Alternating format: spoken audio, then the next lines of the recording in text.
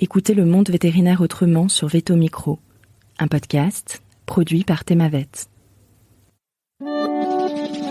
Bonjour, je suis Sophie Wilforn, vétote multicasquette, et je me suis fixée comme mission l'amélioration du quotidien des vétérinaires. Et moi je suis Marine Slove, vétérinaire touche-à-tout, journaliste, consultante et cofondatrice de VetoJob. Bienvenue sur le podcast qui rend la parole aux vétérinaires. Grâce à ce média, nous pouvons enfin livrer notre regard sur la profession. Un regard qui nous est propre, même s'il diffère parfois de la version idéalisée bien ancrée dans l'imaginaire collectif. Vous entendrez ici des consoeurs et confrères, praticiens ou non, se confier sur une tranche de leur existence et interroger leur quotidien de vétérinaire. Nous avons voulu ici nous raconter tels que nous sommes, parler de notre rapport au métier bien sûr, mais aussi et avant tout de notre rapport à la vie. Ici pas de tabou, pas de langue de bois et surtout pas de culpabilité. Vous êtes ici chez nous, mais surtout, vous êtes ici chez vous. Belle écoute. Bonjour à tous et bonjour à toutes. Aujourd'hui sur Veto Micro, j'accueille Hervé Boudry. Bonjour Hervé. Bonjour à tout le monde et on est parti. Alors Hervé, tu es vétérinaire, sorti de l'ENVN en 1987. Reconverti depuis le 1er janvier de cette année et instructeur d'ULM. Tu es aussi mari, papa de 2 garçons, ami, écolo, sportif, voyageur, éleveur et j'en passe et des meilleurs. Tu auras l'occasion de nous raconter tout ça. Tes 20 premières années de carrière sont consacrées à ton métier de vétérinaire rural en compagnie de ta femme, elle aussi vétérinaire canine dans votre propre structure. Tout va bien jusqu'à ce qu'on t'annonce ton cancer ORL en 2007. C'est à ce moment-là que ton objectif de vie change. Il n'y a pas que le travail. Absolument. Si je comprends bien, il y a donc eu un avant et un après. Et donc, j'aimerais qu'on commence par l'avant et le commencement.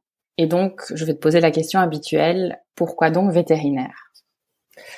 Alors, pourquoi veto ? En fait, mes parents n'étaient pas du tout dans le monde agricole. Mon père travaillait au CEA, donc dans le nucléaire. Et on a une maison à la campagne, mes parents ont une maison à la campagne en Mayenne. Et à côté de cette belle maison, il y avait une petite ferme complètement arriérée, avec un agriculteur qui vivait comme au 19e siècle, avec les chevaux, pas de tracteur, rien du tout. Et je passais mon temps chez ce monsieur à tout faire à l'ancienne. Donc, on faisait les foins à la main, ramasser les petites bottes, on moissonnait, il avait encore une faucheuse-lieuse et après c'était les battages à l'ancienne dans la cour de ferme. Et ce monsieur avait un petit troupeau de vaches normandes et il trayait à la main. Il refusait la treilleuse électrique qui existait déjà à l'époque pourtant. Et donc du coup, je passais mes vacances chez ce monsieur à aller traire les vaches à la main, à aller amener les vaches au pré, à ramener les vaches, à faire téter les veaux, enfin voilà. Et je pense que c'est ce qui m'a donné l'amour des vaches et l'amour des animaux en règle générale. On n'avait pas d'animaux à la maison. On a eu un chien, je crois, mais mes parents étaient pas fanats d'animaux. On a eu un poney, quand même, on a eu un poney à un moment, donc du coup peut-être mon amour pour les chevaux est venu de là aussi. Et puis voilà. Alors après, pendant mes études, moi j'avais plutôt envie d'être berger parce que ça me plaisait bien. Mais mes parents m'ont dit, mais Hervé, berger, tu risques de galérer. Il vaudrait mieux peut-être faire veto, et puis quand tu auras ton diplôme de veto, tu pourras être berger, ça sera facile. Donc, oui, voilà. Au départ, j'étais pas vraiment parti pour faire veto, j'étais parti pour être plutôt éleveur. Alors, éleveur de vaches, c'était compliqué parce qu'on n'avait pas de ferme, mais avec l'école de Rambouillet, la bergerie, il y avait possibilité de faire berger de manière sérieuse.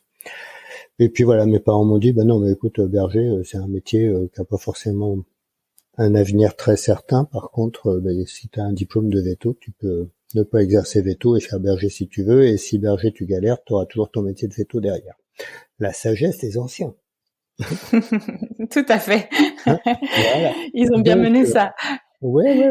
Ah ouais. Donc du coup, j'ai fait des études de veto. Alors j'étais un peu glandeur quand j'étais au lycée. J'ai eu un parcours au lycée très long. 2 secondes, 2 premières, une terminale. Voilà. Et puis, en fait, au niveau de mes études, quand j'ai redoublé ma première, j'étais en première C à l'époque. Et puis, ils me trouvaient tellement nul qu'ils m'ont balancé en première D. Et ça m'a vexé. Et en plus, alors, arrivé en première D, en fait, j'ai trouvé vraiment une passion pour tout ce qui était sciences nat bio, physique. En fait, en C, ce qui me plaisait pas, c'était les maths. Tout ce qui était abstrait, espace vectoriel et tout, je détestais. Et je suis arrivé dans la section D, qui était beaucoup plus pratique et avec des matières qui m'allaient beaucoup mieux. Les sciences nat, la physique et tout, c'est du congrès, voilà. Donc je suis quelqu'un de très concret en fait. Et je suis arrivé en D, je me suis éclaté. J'ai fait une première D nickel, une terminale D nickel, et du coup j'ai eu un super dossier scolaire donc j'ai eu un bac D avec mention bien. Je peux le dire parce que comme j'étais vraiment glandeur pendant mes études, j'ai eu 20 sur 20 en physique et 20 sur 20 en sciences nat au bac. Waouh. Donc pour dire que les matières me plaisaient bien. Ouais. Et donc du coup j'ai eu une mention bien et j'avais un dossier première et terminale qui était nickel. Et en fait pour prendre en prépa à l'époque, ils prenaient juste les 2 dernières années, première terminale. Donc en fait mon dossier pour postuler dans une prépa veto était vraiment béton, même en venant de D. À l'époque, ils prenaient pas beaucoup d'élèves qui venaient de D en prépa veto, et j'ai été pris au lycée Hoche à Versailles, qui était une prépa d'excellence à l'époque. Je pense que c'est peut-être encore comme ça. Donc j'ai été pris à Versailles au lycée Hoche en prépa veto. J'ai intégré Bisu. Donc j'avais commencé à comprendre ce que c'était que le travail. Et j'ai intégré Nantes après. Donc c'était un choix Nantes parce que l'école était toute neuve. Et en fait, elle était plutôt faite pour former des vétos ruraux. À l'origine, la vocation de Nantes, c'était vraiment pour essayer de former des ruraux. Donc j'avais demandé Nantes en premier, je l'ai eu sans problème. Et puis j'ai fait mes études à Nantes tranquillou. C'était une belle école qui était toute neuve, avec vraiment des moyens qui étaient extraordinaires pour les élèves. Donc voilà, je me suis bien régalé pendant mes études. Je faisais énormément de planche à voile. En fait, à Nantes, à l'époque, on devait assister aux cliniques le matin et au TP le matin, et l'après-midi, c'était les cours. Et il y avait une organisation fabuleuse de polycopier. Donc du coup, je travaillais surtout sur polycopier, on va dire, les cours. Voilà. Et j'étais très très assidu à la planche à voile à Saint-Brévin. On était tout un groupe, tous les jours on allait à Saint-Brévin faire de la planche dans les vagues, c'était top. Voilà, donc du coup mes études sont bien passées. J'ai pas redoublé. Après, donc dès la 2e année, même dès la première année, j'ai commencé à faire de la pique, beaucoup de pique. À partir de la 2e année, j'ai commencé à faire des remplats. Alors à l'époque, c'était juste hallucinant, quoi. Moi, j'allais remplacer un veto à Auray en Bretagne. J'étais en 2e année et il me laissait sa clientèle. Et on osait, hein. Alors c'est là où on reviendra peut-être dessus tout à l'heure, c'est qu'à l'époque on osait, quoi. J'étais pas le seul à aller faire des petits remplats de week-end chez les vétos comme ça, et puis même avec de la rurale, hein. Moi j'ai fait des vélages, j'avais pas eu les cours sur les vélages. Après j'avais vu plein de vélages dans la ferme où j'allais quand j'étais petit, puis je tournais avec les vétos beaucoup aussi là-bas. Donc du coup j'avais quand même une expérience pratique certaines, mais voilà, on se lançait. Donc du coup, à partir de la 2e année, j'ai commencé à faire des petits remplats. Et puis après, donc je suis sorti de Nantes en 87. À l'époque, il y avait le service militaire. Donc du coup, je suis allé faire mon service. Alors le service militaire, c'était pareil, c'était assez cool. En fait, on était aspirants, en fait. On faisait partie du service de santé des armées. Et après les classes, en fait, on était affectés à une caserne. Moi, j'étais à Nantes et chez les paras, là. Et mon boulot, c'était d'inspecter les messes et les ordinaires pendant 1 an. Et puis de soigner les chiens de l'armée, là, les chiens des bases aériennes et tout. Et en fait, j'avais un médecin-chef dans la caserne qui était super cool et qui m'a dit, écoutez, moi, du moment que vos inspections de messes et d'ordinaires sont faites correctement, votre emploi du temps, je m'en fous. Donc du coup, pendant mon service militaire, j'ai pris une ALD en Bretagne, à la Gacilly, et j'ai commencé à bosser aussitôt, donc 5 jours par semaine. J'allais 2 jours par semaine à l'armée. J'avais un chauffeur particulier, le pauvre garçon, il devait s'embêter toute la semaine, parce qu'en fait, j'étais pas là. Et pendant 2 jours, on faisait toutes les inspections des cantines et des cuisines, des messes et des ordinaires. Voilà, donc du coup, j'étais chez un véto hollandais à la Gacilly, qui m'a vraiment appris à bosser. En fait, l'école hollandaise était vraiment beaucoup plus orientée sur la pratique que nous à l'époque. Je sais pas comment c'est maintenant, mais nous à l'époque en France, on avait, à mon avis, pas assez de pratique. On sortait de l'école, on savait pas faire un vélage, on savait pas faire une césarienne. Je crois que maintenant, ils ont des fausses vaches avec des faux veaux à l'intérieur. Ils peuvent faire toutes les manips de dystocie à l'école. Nous, à l'époque, on n'avait pas. Nous, à l'école, on a fait 0 vélage. Donc, du coup, il fallait aller apprendre sur le terrain. Et je suis tombé sur un véto hollandais qui était juste fabuleux, qui avait des techniques, par exemple, sur une césarienne de vache, c'était des techniques hyper simples et hyper efficaces, quoi. On met 25 minutes à faire une césarienne de vache, parce que les sutures sont plus simples, parce que y a aucun mouvement parasite, parce que voilà. Et c'est pareil sur les vélages. Ce véto m'a appris à savoir si ça va passer ou si ça va pas passer. Ça sert à rien de tirer si ça passe pas. On fatigue le veau, on fatigue la mère. Et ce véto m'a donné des trucs pour, au niveau anatomique, passer la main là, tac, tac, tu passes la main au-dessus du front, tu passes la main derrière le coude, tac, tac, si t'as ça, ça et ça, ça passe. Si t'as ça, ça et ça passe pas, c'est pas la peine de tirer, tu fais une césarienne. Et ça, c'était des trucs juste fabuleux pour un jeune véto, parce que en rural, l'angoisse de tous les jeunes vétos, c'est quand même le vélage et la césarienne. On n'a pas trop le droit à l'erreur, et l'expérience s'acquiert en pratiquant. Donc, du coup, si t'as pas pratiqué, t'as pas d'expérience. Et si t'as pas d'expérience, tu fais des conneries. Donc, j'ai commencé à bosser chez ce véto.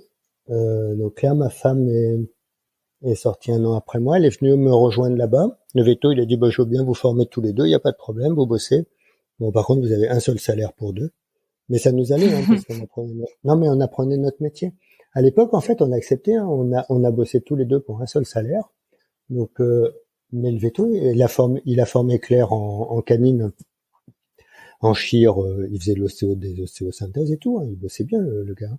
Et il a formé Claire, moi il m'a formé en rural, et du coup, au bout de 2 ans, il nous a dit, écoutez, il faudrait qu'on s'associe, parce que lui était tout seul. Donc on a dit, ok, on veut bien s'associer, parce qu'on était vraiment intégrés dans la clientèle. Hein. Pour les clients, on était vraiment le véto de la structure. Et le problème, c'est que c'était un Hollandais, et que les Hollandais sont très durs en affaires. Voilà. Effectivement. Donc, à l'époque, une clientèle véto se revendait sur la moyenne des 3 derniers BNC. Et en fait, lui, il demandait le triple. Voilà, lui, il demandait pas la moyenne, il demandait les 3 derniers BNC. Alors donc et en fait, il était persuadé qu'on allait s'associer parce qu'on était bien là-bas. Hein. On avait une jolie petite maison qu'on louait, mais enfin, on était vraiment intégrés. Les clients nous aimaient bien.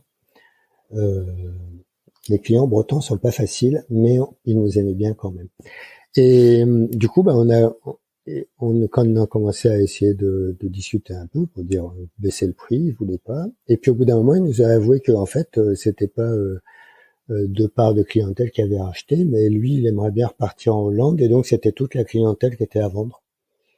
Et il en demandait un prix tellement dissuasif qu'on a dit, non, on va pas acheter 3 fois ce que ça vaut. On a quand même participé au développement de la clientèle, donc Voilà. Donc lui voulait pas discuter, donc on a dit bah écoute, c'est pas grave, hein, tu trouves quelqu'un d'autre pour acheter la clientèle. Et on était un peu dépités quand même, parce que c'était un peu tout cuit pour nous de rester là-bas. Et en fait, dépité, on regardait les annonces dans la semaine et on a vu une annonce à vendre clientèle vétérinaire qu'on viendrait à couple en Dordogne. Et du coup, Claire me dit, moi je connaissais pas du tout la Dordogne, Claire me dit, la Dordogne, c'est beau, on devrait aller voir. Donc on est descendu un week-end voir, c'était un véto belge un jeune véto belge, hein, mais sa femme supportait plus d'être loin de la Belgique.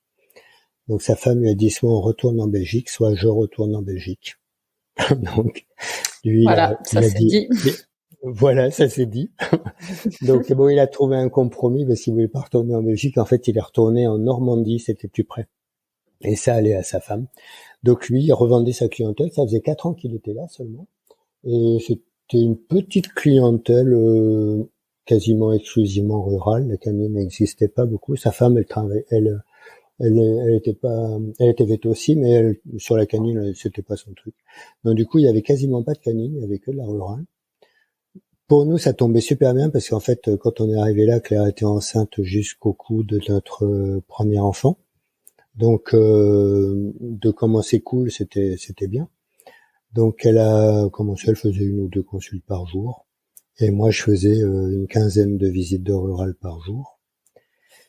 Et puis, au fur et à mesure du temps, le nombre de visites de... Alors moi, j'ai développé pas mal l'équine aussi, mais de l'équine de campagne. Hein. Vraiment, c'était de la médecine, je faisais des castrations, je faisais beaucoup de boiterie. Enfin, c'était pas du tout de l'équine de clinique. Hein. C'était de l'équine en ambulatoire et puis ça m'allait très bien comme ça. Et puis, petit à petit, ça tournait bien. Claire a vraiment développé la canine de manière incroyable. Et les 2 courbes, en fait, se sont inversées sur les 30 ans de notre carrière. On est parti de très très fort en rural et on est arrivé à quasi 0 en rural parce que les pauvres éleveurs dans la région, là, ils souffrent trop. Et la canine qui était à 0 au départ, a pris quasiment toute la place de la clientèle. Donc voilà. Et donc, pour arriver à l'événement cancer, jusqu'à 2007, ça tournait nickel. Je prenais des piqûres parce que j'avais pas le temps de faire ma pique. Voilà, tout allait bien en rural jusqu'à l'annonce. Ça a duré longtemps parce qu'en fait j'avais des douleurs de déglutition. Ça a duré 2 ans. On avait à l'hôpital de Périgueux une radiologue qui a priori avait des petits soucis visuels et ne voyait pas la tumeur. Moi, quand je rentrais ah non mais c'était horrible, ça a duré 2 ans. Moi, quand je rentrais des consultes et des radios et des scanners, j'avais tellement peur parce que je sentais qu'il y avait un truc et j'avais tellement peur d'avoir un cancer. Je regardais pas les images. C'est vraiment le déni. Le déni, ouais. Je ne regardais pas et maintenant, après, quand j'ai regardé les images et que on voyait la tumeur, en fait, c'était une tumeur dans le corps de la langue, hein, au fond de la gorge, qui faisait à l'époque 2 cm sur 1,5 cm. Et donc, ça me donnait des douleurs à la déglutition, quoi. Et puis, j'ai fini par tomber sur une ORL qui m'a mis le doigt dans la bouche, qui a fait de la clinique, qui a mis le doigt dans la bouche, qui a senti la tumeur dans la langue et qui m'a dit c'est pas très bon, amenez-moi vos radios et vos machins. Et puis alors au départ elle pensait que c'était les tumeurs de la langue en fait sont des tumeurs qui sont à 90% bénignes. Donc elle m'a dit vous inquiétez pas, c'est pas grave. C'est souvent des petites tumeurs qui sont pas méchantes. Donc elle m'a envoyé à Limoges. À Limoges, ils m'ont fait une biopsie. Et ils m'ont fait une anesthésie générale, une biopsie. Et quand je me suis réveillé, ils me dit la biopsie est ratée. Voilà, je dis foutez-vous de moi. Déjà, j'ai commencé à sentir que ça sentait le roussi. La biopsie est ratée, donc c'est pas grave, on va vous opérer. Alors, donc il y a 2 solutions. On vous opère, soit vous avez une petite cicatrice sur la gorge qui fait 5 cm parce qu'on va chercher la tumeur, soit vous vous réveillez avec une cicatrice qui va d'une oreille à l'autre en passant par la gorge, et là c'est que c'était pas bon. Et bingo jackpot, au réveil quand ils m'ont passé une glace, j'ai vu la cicatrice. Donc là, ça fait un petit coup quand même. Et puis voilà. Donc du coup, bah, ça a été compliqué quand même. Le post-opératoire a été très compliqué avec une trachéo, une sonde gastrique, voilà. Alors à Limoges, enfin l'hôpital de Limoges, mais après quand on entend parler des infirmières actuellement là, mais c'était juste hallucinant quoi. C'est des saintes ces femmes-là. C'est des saintes. Moi j'ai été soigné à l'hôpital de Limoges, mais c'est hallucinant quoi. T'as la tête défoncée, t'es ouvert en deux. Et elles sont à l'écoute, elles sont là pour ça fait des personnes extraordinaires. Voilà, donc je suis resté un petit moment à l'hôpital à Limoges. Ils m'ont dit vous sortirez quand vous pourrez manger. Non, comme je suis très gourmand et que j'avais envie de sortir, j'ai mangé assez vite. Et je suis parti. Et puis après, ils m'ont dit mais attendez, c'est pas fini parce que maintenant il va falloir attaquer la radiothérapie. Donc l'OP ça a été quelque chose, mais alors la radiothérapie ça a été pire. Radiothérapie de l'ORL, je le souhaite à personne. C'est juste horrible. Voilà. Et donc du coup, tout ça après 20 ans de boulot où on était de garde H24, 7/7 et où on prenait une semaine voire 2 semaines les années où c'était vraiment face et qu'on trouvait un remplaçant. Je dis mais attends mais en plus bon les pronostics sur ce genre de cancer, c'est pas forcément idéal. Donc du coup, je me suis dit mais attends tu vas passer ta vie à bosser comme un taré là. Bon là déjà t'as bouffé une vie, donc là il va peut-être falloir envisager autre chose. Et puis bah, je me suis vraiment détendu sur le travail. Déjà on était seul en rural, donc ça veut dire que moi en arrêt de travail il a fallu trouver un remplaçant. Donc on avait un mec super. C'était un véto qui avait revendu sa clientèle, donc il savait ce que c'était que la clientèle, qui avait revendu sa clientèle parce qu'il en pouvait plus. Et du coup, quand moi j'ai été hospitalisé, il a été adorable. Il est venu bosser, me remplacer, et donc il m'a remplacé 2 mois, je crois, ou 3 mois. Et puis un jour, je suis venu à la clinique parce qu'il était tout content. Ma trachéo était enfin refermée. Et puis il était là. Et puis il s'appelle Georges, je sais pas moi. Et puis je lui ai dit, bonjour. Alors en fait, non, je parlais pas parce que j'étais encore à fond. Je parlais avec un tableau Villédal. Et il me dit, mais ça a l'air d'aller. Donc tu peux reprendre le boulot. Parce que moi, j'en peux plus. Et donc, du coup, il a dit, non, mais j'en peux plus. Il faut que tu reprennes le boulot et tout. Donc, j'ai repris le boulot. J'allais dans les fermes et je discutais avec mes clients en leur écrivant sur le petit tableau parce que je pouvais pas parler. Donc c'était un peu jeune. Donc après j'ai dit attends, on va pas recommencer le cirque là pour 30 ans de plus. Donc alors j'ai commencé par virer tous les clients qui m'emmerdaient, tous ceux qui me mettaient la pression. Non mais tous ceux il y a des clients qui sont spécialistes pour te mettre la pression et te mettre une boule à l'estomac tout le temps quoi. T'as des gars à chaque fois qu'ils t'appellent c'est un stress. Donc déjà tous ceux-là je les ai virés. J'aurais dit écoutez c'est trop de contraintes de venir chez vous, j'arrête. Donc voilà, trouver quelqu'un d'autre. Donc déjà, j'ai fait un tri sur ma clientèle. J'ai gardé les gens sympas. Dans un premier temps, ça a été ça. Après, je me suis aperçu qu'en Equine, les clients tournaient vraiment trop sur le veto. Et c'est pas un technicien, comment dire. À la fin, en Equine, t'arrives et puis les gars ils te disent alors mon cheval il a ça, j'ai regardé sur internet, faut faire ça. Et ça me saoulait ça. Mais ça me saoulait trop. Alors, il y avait ça, il y avait le fait que en équine, on a beaucoup trop d'impayés. On a trop de filous dans le monde des chevaux. Moi, j'ai fait des gardes de concours hippiques où t'avais le cheval qui s'emplafonnait une barre et qui s'ouvrait. T'allais faire les sutures. Donc, sur des concours. Donc, c'était pas des clients à toi. Hein. Donc, gentiment, tu faisais la garde le dimanche. Et le gars, il avait son cheval blessé. Tu lui suturais son cheval sur place. Et à la fin, j'ai oublié mon carnet de chèques, je vous donne mon adresse, t'envoyais la facture, et puis tu te retrouvais avec une adresse qui n'existait pas. Et ça, je l'ai vu. Donc, les impayés sur les chevaux, les gens qui te prenaient pour juste un infirmier, en gros. Ils savaient ce qu'avait leur cheval et puis ce qu'il fallait faire. Donc, j'ai arrêté complètement l'équine.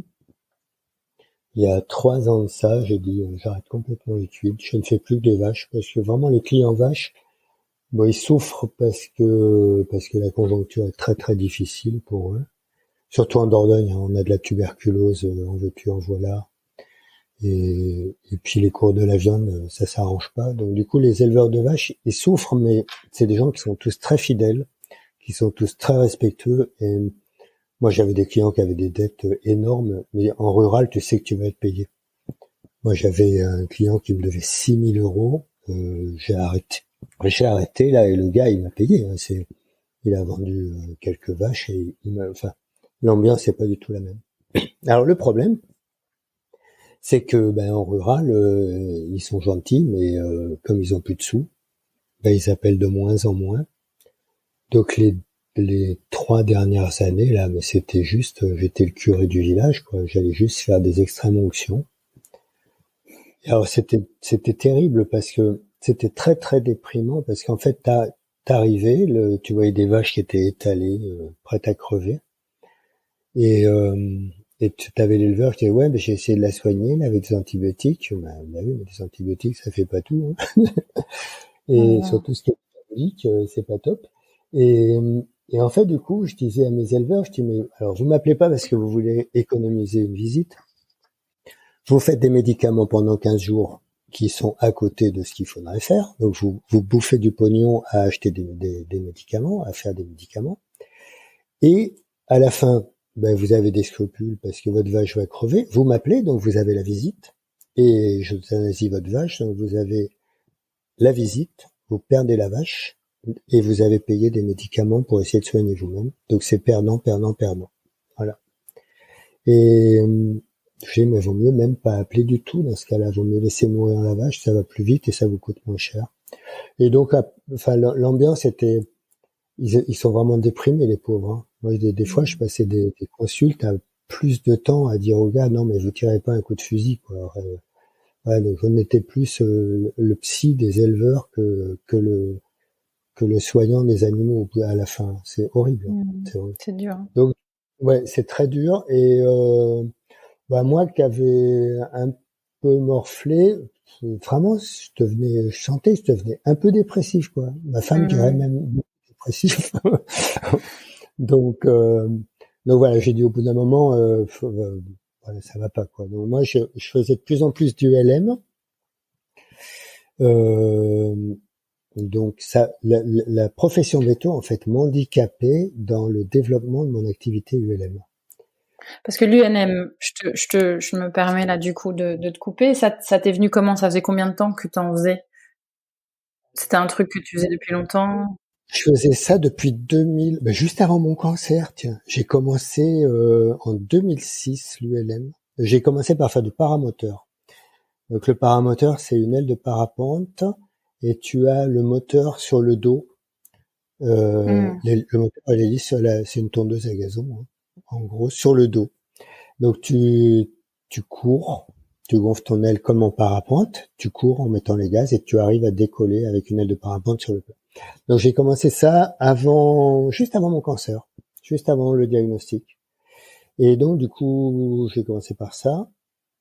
Dès que je suis revenu de mon OP, j'ai repris le paramoteur.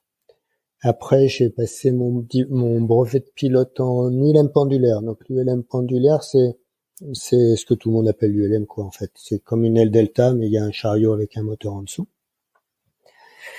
Donc ça, c'était en 2008. Et en 2010, j'ai passé mon brevet de pilote du LM multi-axe. Donc ça, c'est des petits avions, en fait. C'est des petits avions de place. Et comme je fais rien à moitié, à côté de la maison, j'ai racheté des terrains et j'ai fait une piste pour avoir mes appareils sur place. Et puis en fait, comme je volais beaucoup, j'ai eu des demandes de gens pour faire des baptêmes et tout. Donc j'ai commencé à faire pas mal de baptêmes au niveau responsabilité et puis même financier parce que les gens ils payent pour faire des baptêmes de l'air. C'était un peu bâtard, donc du coup je me suis dit il vaut mieux pour être dans les clous au niveau de toutes les assurances et tout, j'ai passé mes brevets d'instructeur. Donc instructeur EM, c'est celui qui forme les pilotes. Et les instructeurs EM ont le droit de faire des baptêmes de l'air parce qu'on a une technicité et une expérience, et même au niveau au niveau pédagogique, c'est un baptisé qui panique, il faut savoir le gérer. Donc du coup, j'ai passé mes instructorats. Et puis, comme j'ai eu mes instructorats, j'ai eu des demandes pour de gens qui voulaient que je les forme comme pilote. Et puis, de plus en plus, je volais.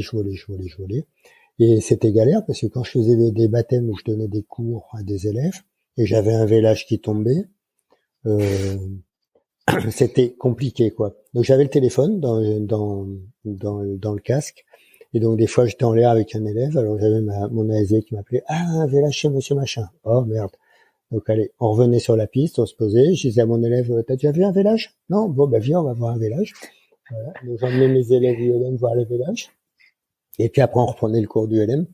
Mais bon, c'était hyper anxiogène, quoi, parce que t'es jamais tranquille, t'es tout le temps. Quand on leur fait des navigations, tu sais, tu pars un peu loin. Si t'as un vélage quand t'es parti loin, c'est galère. Des fois, t'avais les clients et j'arrivais au bout d'une heure, il fait, ah oui, de toute façon, on savait que ça allait durer parce qu'on vous a vu passer au-dessus, là, tout à l'heure. Donc voilà. Donc c'était un peu la fête à la saucisse. Et donc, en début 2021, les vétos d'à côté, la Dribera, qui est une structure où ils sont 4 vétos. J'en croise un jour à la sortie de Leclerc, la Ribera, qui puis me dit Hervé, il faut qu'on parle. Alors je dis ouais, parlons puisqu'on est...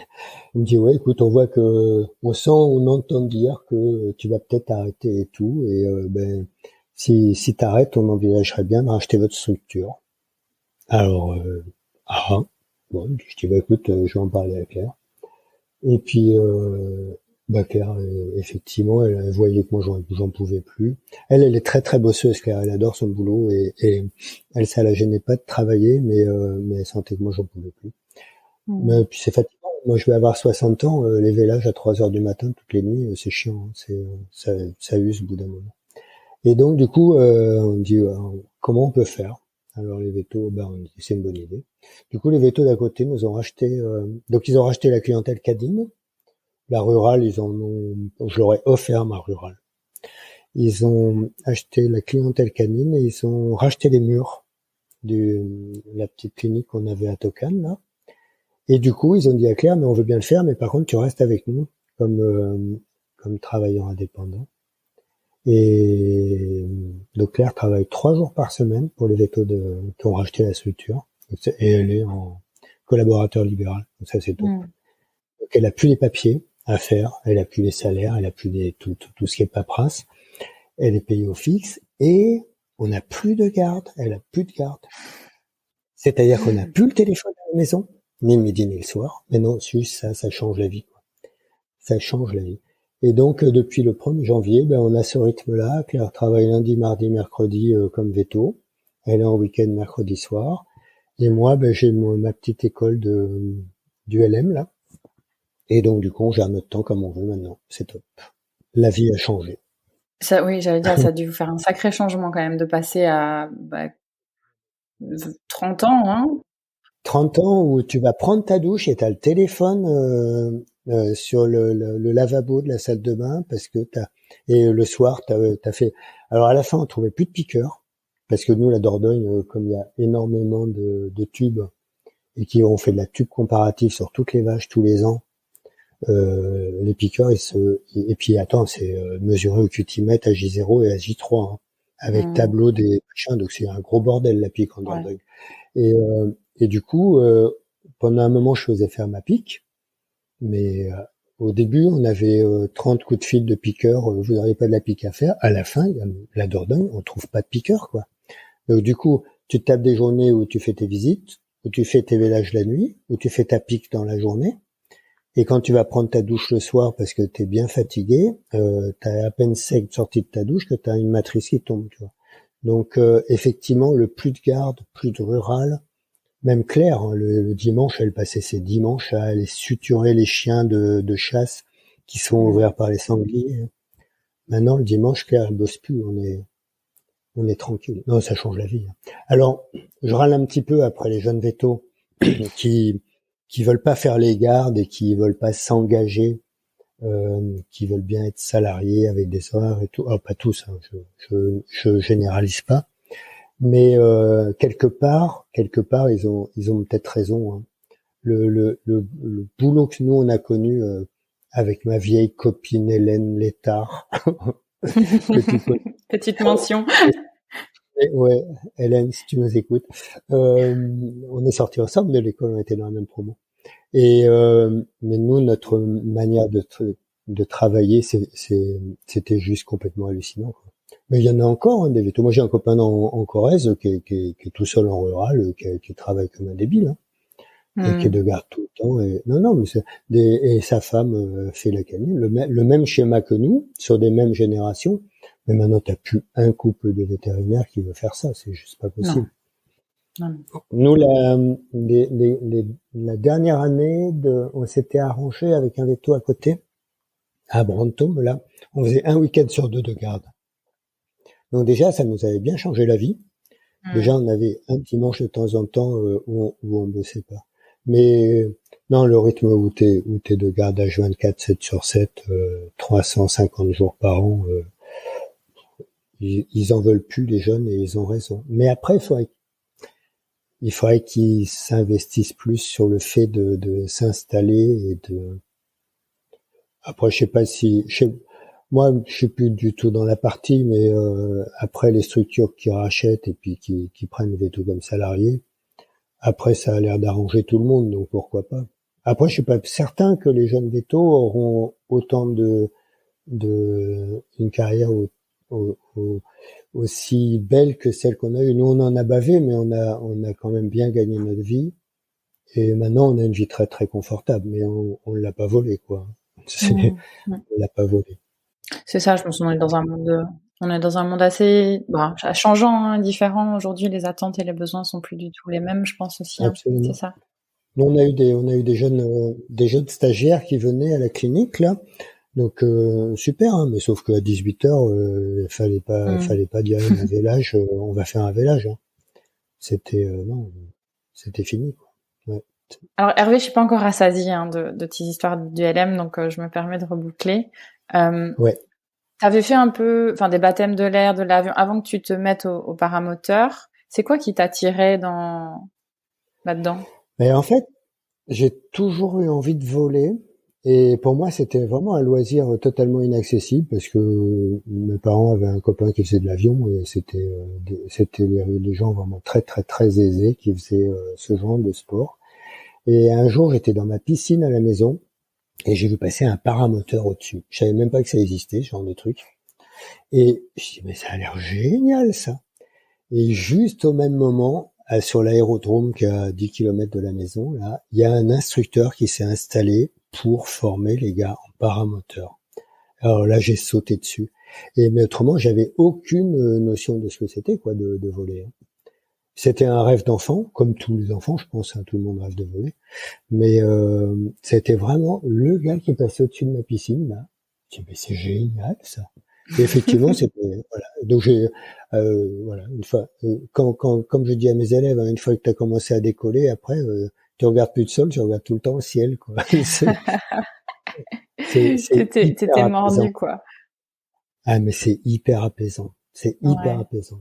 Même en veto, là, moi, le soir, je volais quasiment tous les jours, hein. J'ai trouvé tout le temps un moment dans la journée où je me barrais. Parce que le boulot avait quand même bien baissé les dernières années. Donc, du coup, dans la journée, je trouvais tout le temps un moment où j'allais voler. Mais ça calme, quoi. Ça calme, ça apaise. Ouais. Et t'as combien d'engins là aujourd'hui? T'as ULM pendulaire et multi-axe, c'est ça? Ouais, j'ai deux multi-axes. Donc j'ai un petit multi-axe comme l'avion de Tintin là en toile. C'est un Sky Ranger. C'est un petit avion en toile qui me sert à former les élèves, qui est très très tolérant. On peut faire plein de bêtises, ça tombe pas facilement. Donc pour les élèves c'est bien, c'est mieux. Et donc c'est celui-là qui me sert à faire l'instruction en multi-axe. Après j'ai un multi-axe très très pointu, très perfectionné, qui vole à 250 km/h, qui est en résine au carbone. Donc ça nous sert à voyager et ça me sert pour les élèves à les former au voyage en fait. L'appareil il est équipé avec un transpondeur, une radio et tout. Quand on voyage en fait, on passe en contrôle aérien avec les Airbus et les Boeing là, sur le contrôle aérien de Mérignac, Poitiers, machin. Et donc du coup, les élèves, on leur apprend à voyager en contrôle aérien. Donc les vols de navigation, comme on appelle ça, on les fait avec cet appareil-là, parce qu'on arrive à aller assez loin. Souvent, mes élèves, je les emmène à Oléron, et puis ils me payent le resto à Oléron, puis on revient, c'est bien. Ah, c'est génial. Ouais. Ah ouais, ma vie est un enfer. Alors, je vais poser une question un peu peut-être naïve. Ça fonctionne au fuel, je suppose? Ça fonctionne, non, au samplon 98. Au On samplon, n'a pas ok. au samplon 98, donc c'est relativement économique. Donc là, les deux petits avions, c'est des moteurs 4 temps, des Rotax, ce qui équipe quasiment tous les ULM. Rotax 912, donc 912 cm3, 4 temps, 4 cylindres. Donc ça, c'est très économique, hein, ça consomme 10-12 litres à l'heure de vol. Ouais. Donc avec celui qui va à 250, t'imagines, nous on est en Dordogne, pour aller à Oléron, on met 45 minutes, alors qu'il faut 3 heures en voiture. Et pour aller à Oléron, on consomme 10 litres d'essence, quoi, moins qu'en voiture. Mais c'est trop bien. Ah mais c'est bien, c'est bien. Pourquoi plus de gens ne voyagent pas en ULM? C'est l'investissement de départ, hein, c'est des appareils qui coûtent très cher en fait. Mais après, une fois que tu as ton appareil, c'est juste fabuleux. Nous, on a une maison à Oléron, des fois on part, voilà, la nuit tombe tôt, mais cet été, là, quand Claire finissait à 19h, on partait après son boulot à Oléron, on était à 20h15 à la maison à Oléron, quoi. Donc on passait le week-end, on rentrait dimanche soir. C'est fabuleux. Il y a un porte-bagages, comment vous alors, faites? dans celui-là, on a une petite soute à bagages. Alors, en ULM, il faut faire hyper gaffe parce on doit pas dépasser 475 kilos tout compris. Appareil, passager, carburant et bagages. Donc, du coup, il faut faire hyper gaffe sur le poids des bagages. Mais c'est une question d'organisation. Nous, la maison à Oléron, quand on a des gros trucs à emmener, on fait une voiture, on emmène tout ce qui est lourd. Et après, quand on y va en vol, on emmène juste le teckel, parce qu'elle rentre avec nous dans l'avion. Et puis un petit sac, ouais, la teckel est trop gag en vol. Et puis un petit sac de voyage, mais en fait, du coup là-bas on a tout en double, donc on a quasiment rien à emmener. Voilà. Et je laisse une vieille voiture sur l'aérodrome de Saint-Pierre. Donc du coup on se pose, on prend la voiture et puis on va à la maison, c'est top. Donc et surtout quand on va là-bas, quoi, on a zéro pression. C'est toujours le même problème, quoi. Depuis qu'on n'est plus gérant de cette clinique vétérinaire, et quand on lâche, quoi. C'est top. Et autrement, j'ai un troisième appareil qui est donc un ULM pendulaire, donc ce que tout le monde appelle ULM. C'est comme une aile delta avec un gros chariot de place en dessous. Voilà. Oui, parce que je précise pour nos auditeurs, ULM, c'est ultra léger motorisé. Alors, je ne savais pas ça. Donc, il y a 6 classes d'ULM. Donc, en fait, ULM, c'est un truc qui a un moteur et qui vole, en gros. Pour rester dans la catégorie ULM, on a des contraintes de poids. Donc, si on a un parachute de secours, comme sur mes appareils, on ne doit pas dépasser 475 kilos. Si on n'a pas de parachute de secours, on ne doit pas dépasser 450 kilos. Et on a 6 classes d'ULM. On a donc, il faut que je me rappelle de toutes. On a donc l'aérostat, donc les ballons dirigeables, qui sont des ultra légers motorisés, puisqu'ils ont les ballons à l'hélium qui ont un moteur, c'est des ULM. On a le paramoteur, on a le pendulaire, donc aile delta avec chariot. On a le multi-axe qui est le petit avion. On a l'autogire. Alors l'autogire, c'est un engin absolument génial. Moi, j'aime pas parce que ta vie ne tient qu'à un boulon de 12. En fait, ça ressemble à un hélicoptère, mais en fait, la grosse pale qui est au-dessus de l'appareil tourne toute seule. Elle n'est pas reliée au moteur. Elle ne tourne que par la force du vent relatif horizontal. Et en fait, ça a comme nous une hélice verticale qui pousse l'appareil.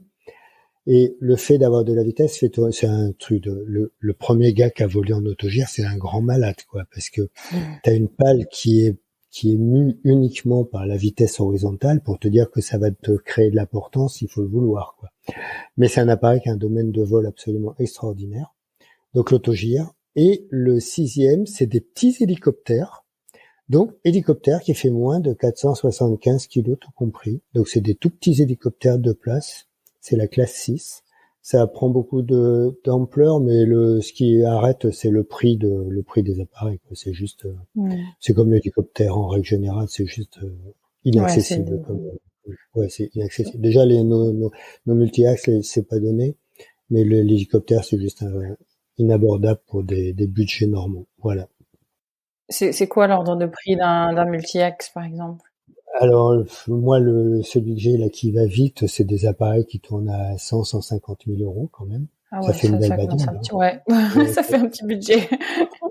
C'est une belle voiture. Les trucs style Sky Ranger, là, les petits ULM en toile, c'est des trucs que tu vas payer 50, 60 000 balles. Et un pendulaire neuf, moi je suis revendeur d'une marque d'ULM pendulaire français qui sont fabriqués en Ardèche, ça s'appelle Air Création. Donc ça, je suis très content de vendre du français, mais c'est des appareils qui valent 50 000 balles, quoi. C'est de la toile et après, c'est fabriqué en France à la main. En fait, le prix des ULM, ce qui fait que c'est cher, c'est que c'est un sport qui est très confidentiel et donc du coup la fabrication des ULM n'est pas du tout robotisée et tout comme peut l'être la fabrication de voitures. Donc du coup c'est tout fait à la main et alors si en plus tu prends un modèle français, la main d'œuvre pour fabriquer un ULM c'est des heures et des heures et des heures de travail et des heures de travail en France ça se paye quoi. Donc du coup ça fait des appareils qui sortent très chers mais c'est de la qualité française. Et voilà. Tes engins à toi, tu leur donnes, ils ont des noms? C'est comme des bateaux, je sais pas si... Non, ils ont une immatriculation. D'accord. Ils sont identifiés. Non, je leur donne pas de nom. À un moment, le pendulaire s'appelait Pépère. Mais... Ah, ben voilà, il avait un petit nom quand même. Mon premier pendulaire, c'était Pépère. Ah, pas mal. Non. Ben, en fait, je change quasiment tous les ans, là, du coup, pour avoir tout le temps du matériel neuf. Ah ouais, ok. Faut pas s'attacher, du coup. Non, faut pas s'attacher. Ouais, c'est comme les vaches, c'est comme les bœufs qu'on va manger, faut pas s'attacher. Voilà, exactement. Donc pas de petit nom. Tu me disais dans ta bio, donc tu fais de la formation, tu fais des baptêmes de l'air, mais tu fais aussi de la surveillance pour les feux de forêt, c'est ça, avec des pompiers? Oui, j'ai récupéré un gros marché public l'année dernière, là, une offre publique de surveillance feux de forêt avec les pompiers de la Dordogne. Donc du coup, le but, c'est pour eux, c'est d'avoir, quand on est en risque fort de feu de forêt. Donc là, ils ont vraiment des critères qui sont très scientifiques. C'est pas on décolle parce qu'il fait beau et qu'on a envie d'aller voler. C'est des histoires d'hygrométrie, de force de vent, de sécheresse de la végétation, de température. Et donc du coup, ils ont toute une grille comme ça. Et quand tous les critères sont réunis, c'est risque fort feu de forêt. Et là, on fait décoller l'appareil. Donc on part en surveillance et on vole. On sillonne le département et puis les bords des départements limitrophes et on surveille les fumées. Partant du principe que les feux de forêt, et c'est génialement efficace, plus tu vas le prendre tôt, moins il prendra d'ampleur et plus il sera contrôlable. Et du coup, quand les critères feux de forêt importants sont déclarés, je prends un officier pompier à bord avec moi. Lui, il s'occupe de tout ce qui est communication avec le CODIS, donc le centre opérationnel des pompiers. Donc lui, il a sa radio, il a une tablette, un appareil photo, et donc du coup, dès qu'on voit une fumée, on fonce dessus. On donne aux pompiers un point GPS très très précis de l'endroit de départ de feu, parce que nous on voit, quand on est en l'air sur le département, on voit une fumée de cigarette, c'est hallucinant. Les départs de feu de forêt, on les voit, tu vois une toute petite fumée toute fine. L'appareil qui vole à 250 km/h, des fois on met 5 minutes à arriver, la petite fumée toute fine, elle a pris de l'ampleur. Nous on a un massif de beaucoup de pins en Dordogne, et donc du coup ça part très très vite dans l'Épinal. Surtout cet été là avec les températures qu'on a eues. Et donc arrivé sur place, le pompier envoie au CODIS un point GPS très très précis du départ de feu. Du coup, les pompiers, et on envoie des photos du feu avec l'environnement. C'est-à-dire que du dessus, si on voit que c'est un feu de chaume, par exemple un gars qui a moissonné et qui a foutu le feu à son champ de blé, les pompiers vont envoyer 2 camions et puis ça va être vite éteint. Si c'est un feu qui part au milieu d'une pinède et que tu as 100 hectares de pinède autour, là on envoie tout de suite 80 camions et donc nous on attend sur place, on tourne au-dessus du feu et quand les gars arrivent avec les camions, on les guide. Donc du coup le pompier qui est à côté, ils ont des numéros sur les camions, les pompiers au sol. Alors il va dire camion numéro 24, là à 200 mètres t'as un chemin à gauche et tu prends là et tout. Et en fait du coup nous on envoie les pompiers au sol pile poil sur l'avancée du feu, sur le front de feu. Parce que nous du haut on voit très bien s'il part à gauche, s'il part à droite. Des fois il fait demi-tour. Et du coup on arrive, les moyens au sol, on arrive à les guider. Et cette année on avait des pyromanes dans le coin là, qui nous allumaient les feux tous les jours. Le plus gros feu qu'on ait fait sur un massif forestier qui fait des milliers d'hectares de pinèdes, on a fait le plus gros, ça a fait 50 hectares quoi. Donc c'est rien du tout à côté de ce qu'ils ont eu en Gironde, là où ils ont fait des dizaines de milliers d'hectares. La surveillance et l'attaque du feu hyper précoce avec un appareil qui est sur zone au-dessus du feu avant que ça parte, ça a montré cet été une efficacité absolument géniale. Donc, je crois que les pompiers sont contents du taf. Moi aussi, parce que les lieutenants là qui sont à bord, on change de pompiers tous les jours. Il y a que le pilote qui change pas, les pompiers ils changent. Et c'est que des sympas, enfin on passe une après-midi sympa. On vole entre 3 et 6 heures dans l'après-midi. Cette année c'était un peu chaud, hein. On a eu des 42 degrés là. 6 heures dans l'appareil au-dessus de la fumée à 42 degrés. Le soir tu dors bien. Hein. Ouais, ça doit être costaud quand même. Non mais c'est passionnant, moi qui adore voler. En fait c'est hyper technique. Plus parce que du coup on doit rester au-dessus du feu, bon pas trop aller dans les fumées parce que c'est assez tox, les fumées c'est plein de micro-particules là. Donc du coup comme il y a tout le temps du vent, moi je dois gérer de rester au-dessus du feu mais d'éviter le nuage de fumée, que le gars puisse faire ses photos de son côté de l'appareil de bonne qualité. Donc après au niveau du pilotage c'est technique. Après quand il y a eu un incendie, le lendemain on repasse et il laisse des gaz au sol pour la surveillance parce que souvent on a des reprises de feu le lendemain ou jusqu'à 3 jours. Et donc du coup nous on repasse au-dessus et on détecte les fumerolles de reprise. Et donc là moi j'adore parce qu'on est obligé de voler assez bas, donc on fait un peu de pilotage un peu sympa. Et puis donc du coup voilà, c'est très intéressant comme boulot. Au niveau du pilotage c'est amusant. Et puis je vole avec. Alors déjà, pour moi, c'est moins fatigant que les leçons parce que là, c'est moi qui pilote. Donc du coup, je gère ma sécurité quoi. Les leçons, les élèves, ils sont très très inventifs pour essayer de te mettre par terre. Donc il faut être très très attentif quand on a. Ah non, il y en a certains, mais tu as essayé de me tuer là. Non, il y a des élèves très très inventifs. Au dernier moment, il te faut une inversion de commande. C'est-à-dire qu'au lieu de faire l'arrondi pour éviter le sol, ils vont se cracher au sol. Donc toi, si tu reprends pas les commandes, tu pètes tout. Non, il y a des élèves, ils sont quand tu es en cours de formation de pilote, il y a des fois, enfin, faut être tout le temps sur le qui-vive, quoi, parce que alors que quand tu es en surveillance feu de forêt, comme c'est moi qui pilote, je me fais pas de crasse à moi-même, je suis pas maso, donc ça se passe bien en principe. Ça t'est déjà arrivé de rayer un candidat pilote de ta... Oui, c'est vrai. Ouais, j'ai dû dire stop, c'est pas pour toi. Ouais, alors je l'ai changé d'appareil. En fait, c'était un papy super gentil, un copain à moi qui fait du VTT qui a 74 ans et qui veut absolument voler. Donc du coup, il a commencé le pendulaire, sauf qu'il est très petit. Donc déjà, il a du mal à toucher les pédales et puis à la barre, il n'arrive pas à la pousser à bout. Donc on lui met des coussins dans le dos et tout. On a réussi à s'adapter, sauf que une première fois à l'atterrissage, il m'a bloqué des roues. Alors sur le pendulaire, on a 3 freins à disque, ça freine vraiment fort, fort, fort. Et on se pose, l'herbe était mouillée, je sais pas ce qu'il lui a pris, il me met plein gaz, il appuie à fond sur la pédale des gaz et il me bloque les 3 roues. Donc l'appareil est parti en glissade Et donc, il s'est foutu de traviole, on a failli se retourner. Alors, je dis, ça va pas, non? Et donc, ok, bon, on continue à voler. En fait, sur le pendulaire, moi, je suis derrière.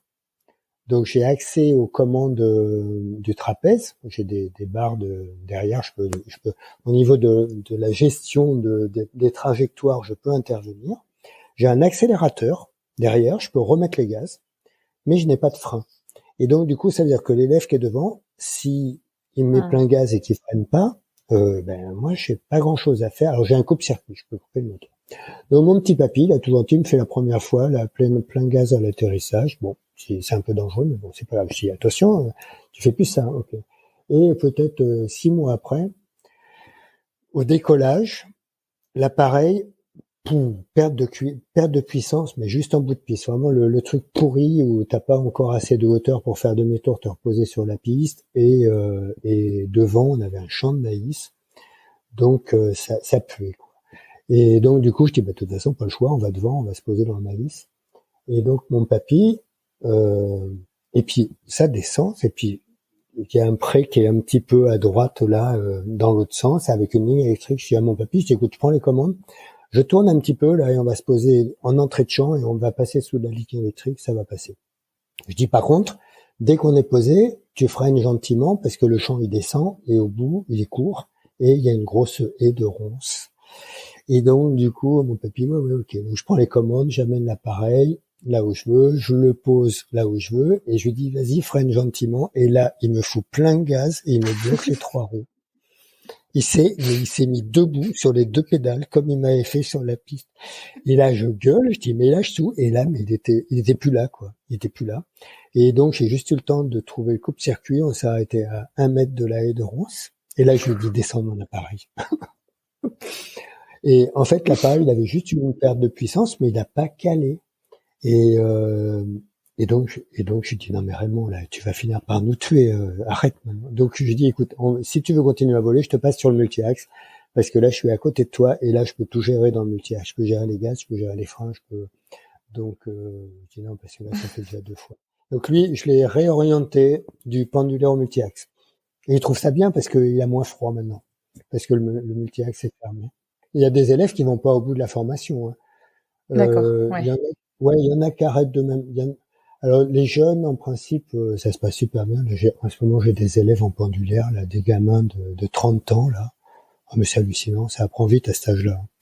Et puis après, j'ai des plus vieux. Et alors, les plus vieux, souvent, c'est un petit peu plus long.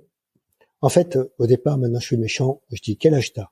40 ans, c'est 40 heures. 20 ans, c'est 20 heures. 60 ans, ça va être long. Non, mais c'est vrai en plus. Et en fait, la faculté d'apprentissage diminue avec l'âge, mais ça c'est évident. Et puis après, tout le monde n'est pas forcément fait pour être pilote, hein. C'est pas parce que tu as envie de faire du cheval que tu vas savoir monter à cheval comme il faut. Donc du coup, il y a quand même un pourcentage de personnes qui abandonnent parce que savoir poser l'appareil, au bout d'un moment, faut savoir quand les gars, au bout de 60 heures, ils sont toujours incapables de poser un appareil tout seul. Moi, je veux bien les garder 200 heures en instruction, mais c'est chiant, quoi. Moi, j'en ai des papis, là, à chaque fois qu'ils montent sur l'appareil, t'as l'impression que c'est la première fois qu'ils montent, quoi. Donc, c'est pénible. Ta femme et tes enfants, j'imagine qu'ils volent avec toi. Est-ce qu'ils pilotent? Alors, il y a un de mes gamins qui a commencé à piloter, mais du coup, comme il est médecin et il est psychiatre, et maintenant qu'il est à Angers, il n'a pas le temps de venir se former. Mon aîné qui est à Périgueux, lui, non, il est pompier. Alors, c'est bizarre parce qu'en plus, il est casse-cou comme tout, le gamin. C'est un peu le portrait de son père. Et non, ça lui dit pas de piloter. C'est bizarre, hein. Ouais. Pourtant, il a les appareils à disposition, il a l'instructeur à disposition, et non, il tente, et même rarement, il vole. Et ma femme vole avec moi parce que quand on voyage, parce pour les huîtres. Ouais, pour aller chercher les huîtres, voilà. Non, après le pendulaire, elle déteste. En pendulaire, c'est chiant parce que quand je l'ai fait voler quelques fois, j'ai pas le droit de tourner parce que dès que je penche, elle m'engueule. Donc, du coup, c'est pas pratique parce que pour revenir sur zone, il faut faire le tour de la Terre et on n'a pas l'autonomie. Non, en fait, elle déteste le pendulaire, ça lui fait peur. Le pendulaire, en fait, t'es assis sur un siège et t'as rien autour, quoi. T'es dehors et le siège, il fait les largeurs de tes fesses. Donc ça veut dire que si tu regardes sur le côté, si on monte à 2000 mètres, tu as un trou de 2000 mètres. Donc après, c'est vrai que tout le monde n'accepte pas le pendulaire. Après, dans les petits avions, là c'est fermé, c'est hyper rassurant. Donc et puis celui qui nous sert à voyager, là, il est confortable. En principe, au bout de 5 minutes, elle dort avec le chien. Donc voilà, je la réveille avant de poser, c'est bon. Il n'y a pas que, en plus, t'es quand même un multi-passionné aussi, parce qu'il n'y a pas que, on a beaucoup parlé du LM qui est passionnant, mais je pense que tu les as plus aujourd'hui, mais tu as eu un élevage de vaches Dexter.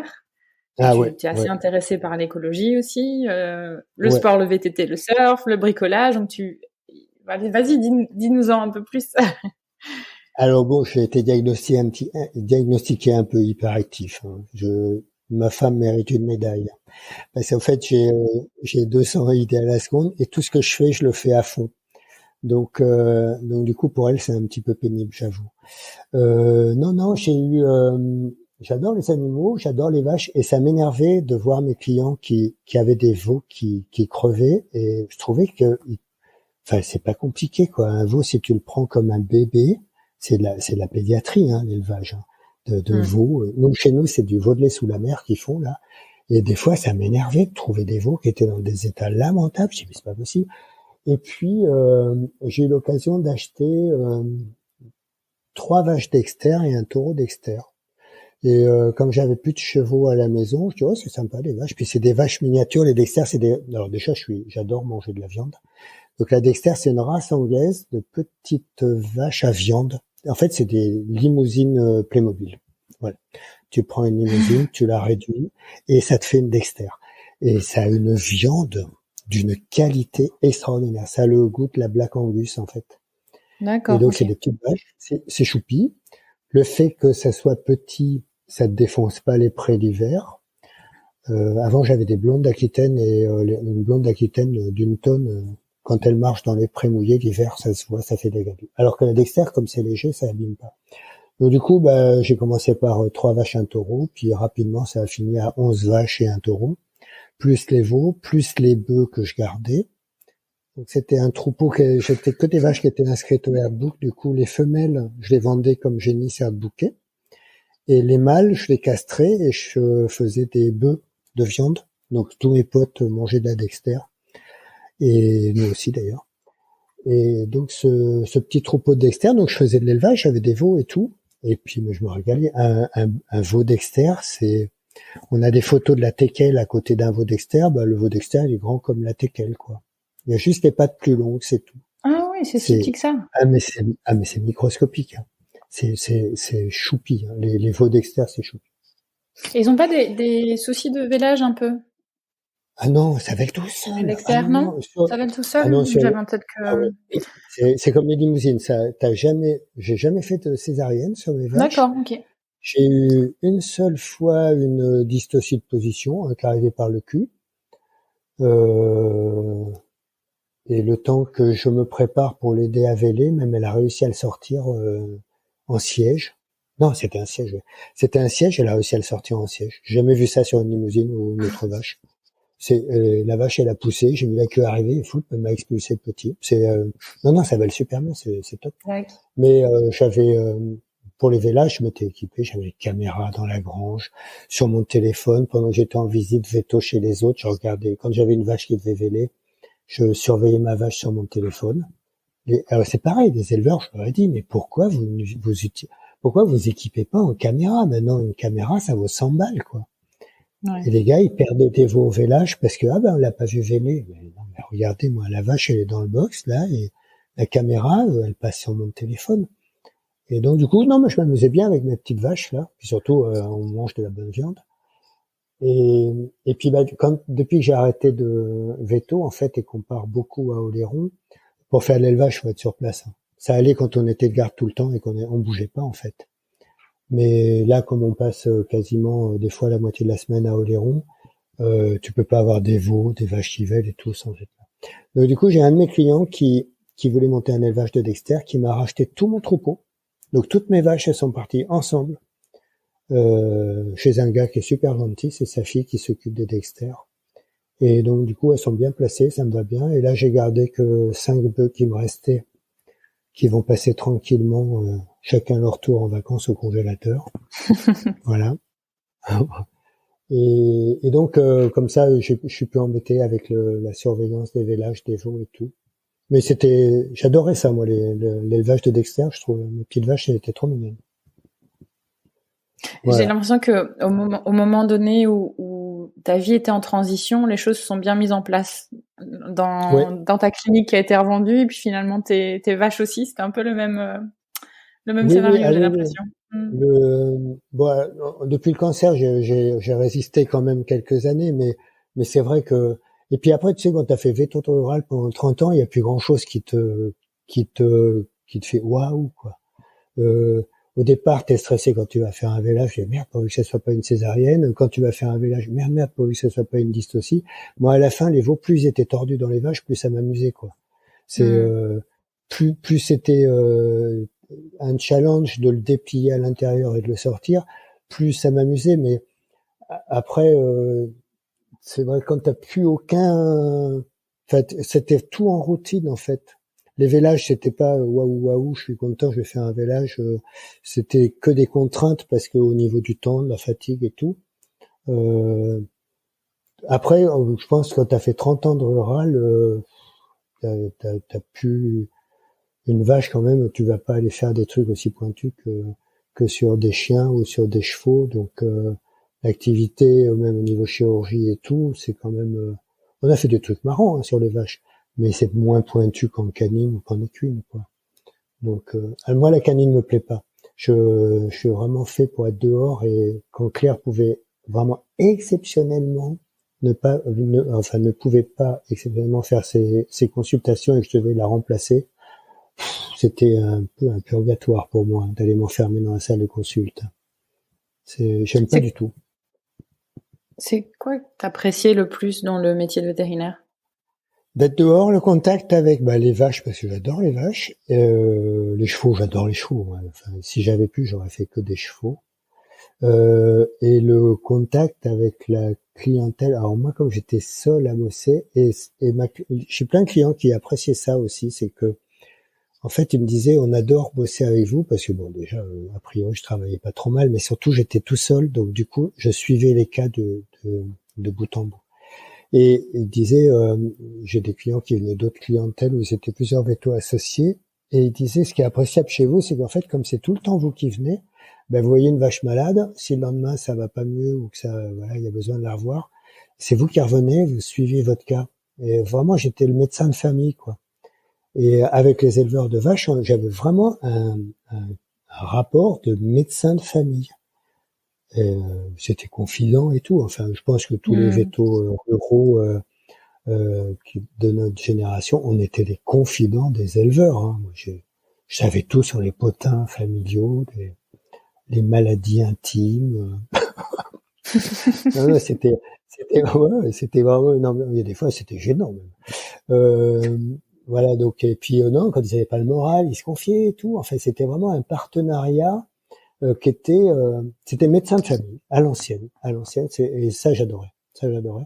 Et ça s'est vraiment détérioré au fur. Ça, on peut aborder le sujet d'ailleurs sur l'évolution de la rurale, de ces pauvres éleveurs qui en fait ont eu le retour de bâton de ce qu'ils ont mis en place eux-mêmes. Moi, je leur disais souvent, les gars, moi, quand j'ai commencé à bosser, là, les éleveurs, ils avaient un véto, ils avaient un marchand d'aliments et ils avaient un maquignon qui leur ramassait les veaux. Quand ils ramassaient les veaux et les vaches, les maquignons, le prix du veau et de la vache, il était fait à l'étable. C'est-à-dire que nous, ici, les veaux de lait sous la mer, c'est des veaux labellisés. Moi, je me rappelle, en 90, un veau, ça valait 10 000 francs, 1 500 €. Un veau à 4 mois, il les vendait 10 000 francs. C'était énorme. Et les prix des veaux étaient faits à l'étable. C'est-à-dire que le maquignon, il arrivait, le veau, il regardait, bon, il est bien blanc, il est bien engraissé et tout ça, je t'en offre tant. Le prix était fait. Et le veau partait, l'éleveur, il était payé.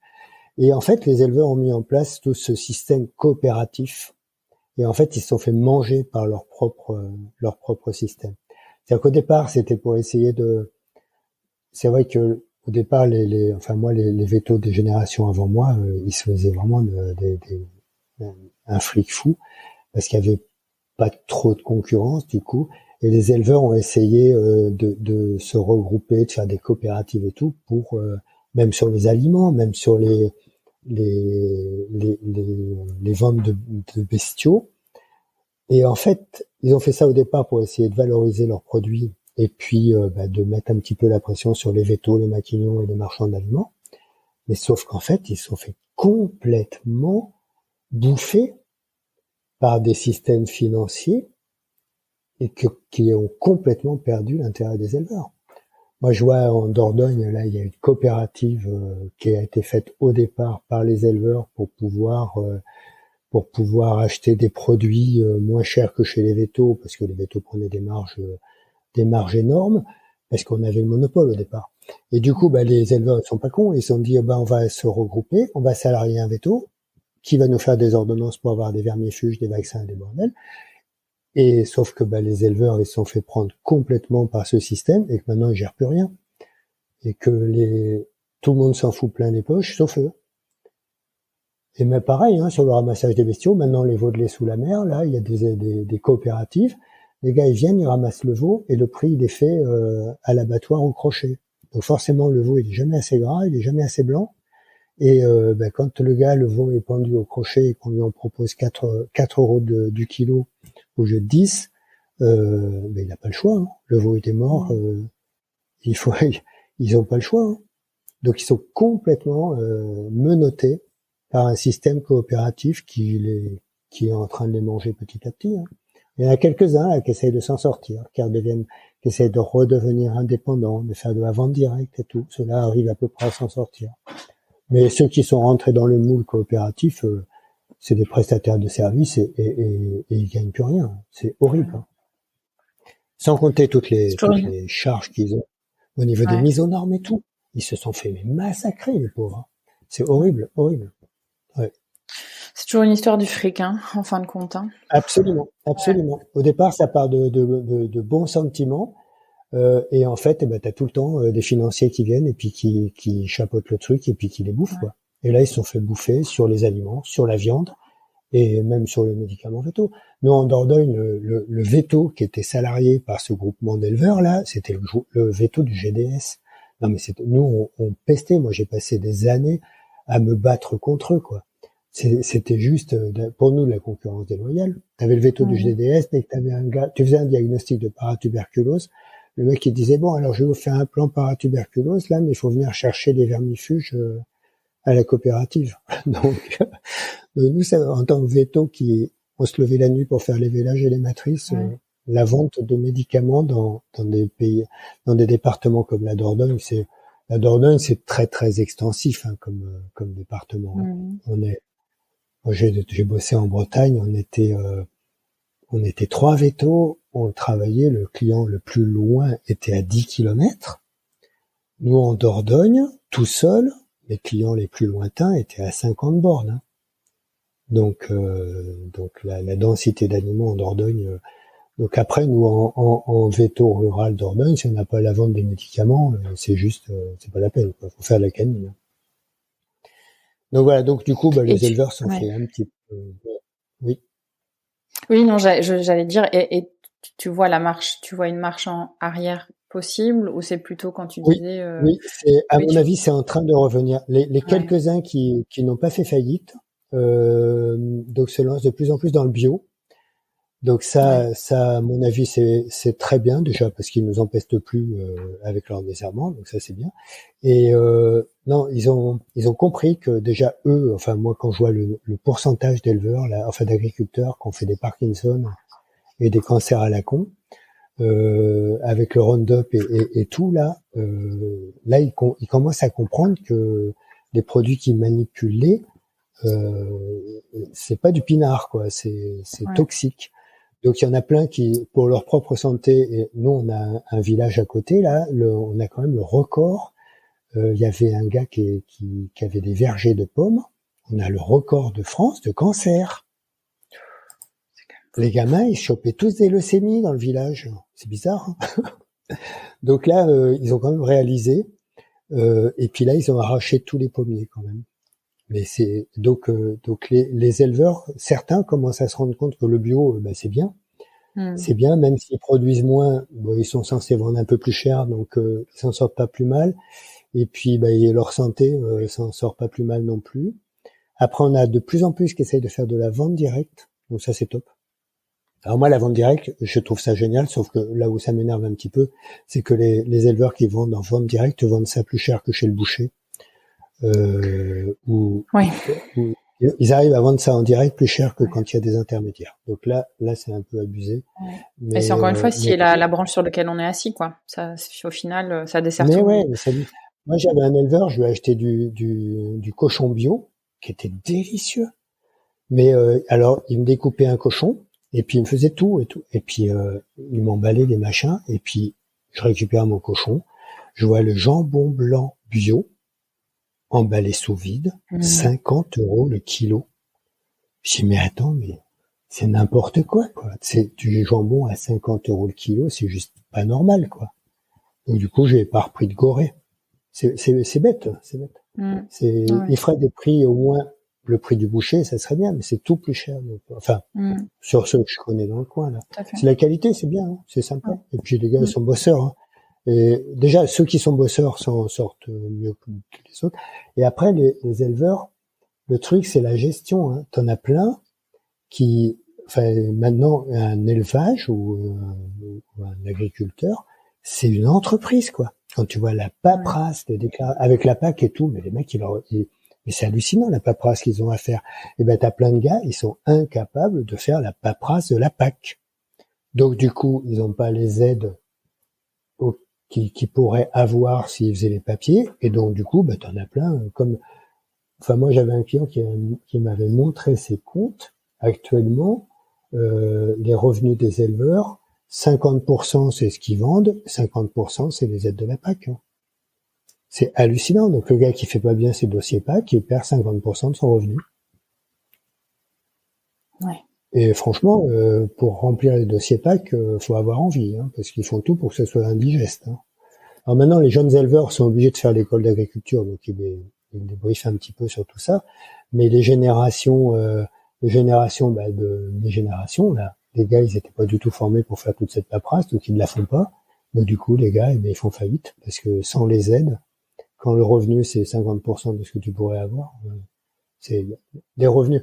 Tu vois, les veaux, il y a 30 ans, valaient 10 000 francs. Maintenant, un beau veau de lait sous la mer, mais avant le beau, il vaut 1 500 €. C'est pareil.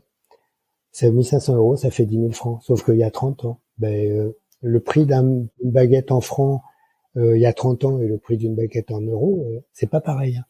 Ça veut dire qu'ils ont eu aucune valeur ajoutée au fur et à mesure du temps. Et ça veut dire que leur valeur brute a complètement régressé. Parce que le coût de production, c'est plus la même. Le coût de production est complètement augmenté et le prix de vente, mais c'est pour tout. Hein. Les vaches de réforme, ça vaut plus rien. C'est incroyable. Donc tout ce qui était valorisé avant n'est pas valorisé, n'a pas du tout suivi l'inflation. C'est une profession qui est vraiment à plaindre. Hein. Alors après, moi je suis pas copain avec tous les agriculteurs parce qu'il y en a plein qui travaillent mal et puis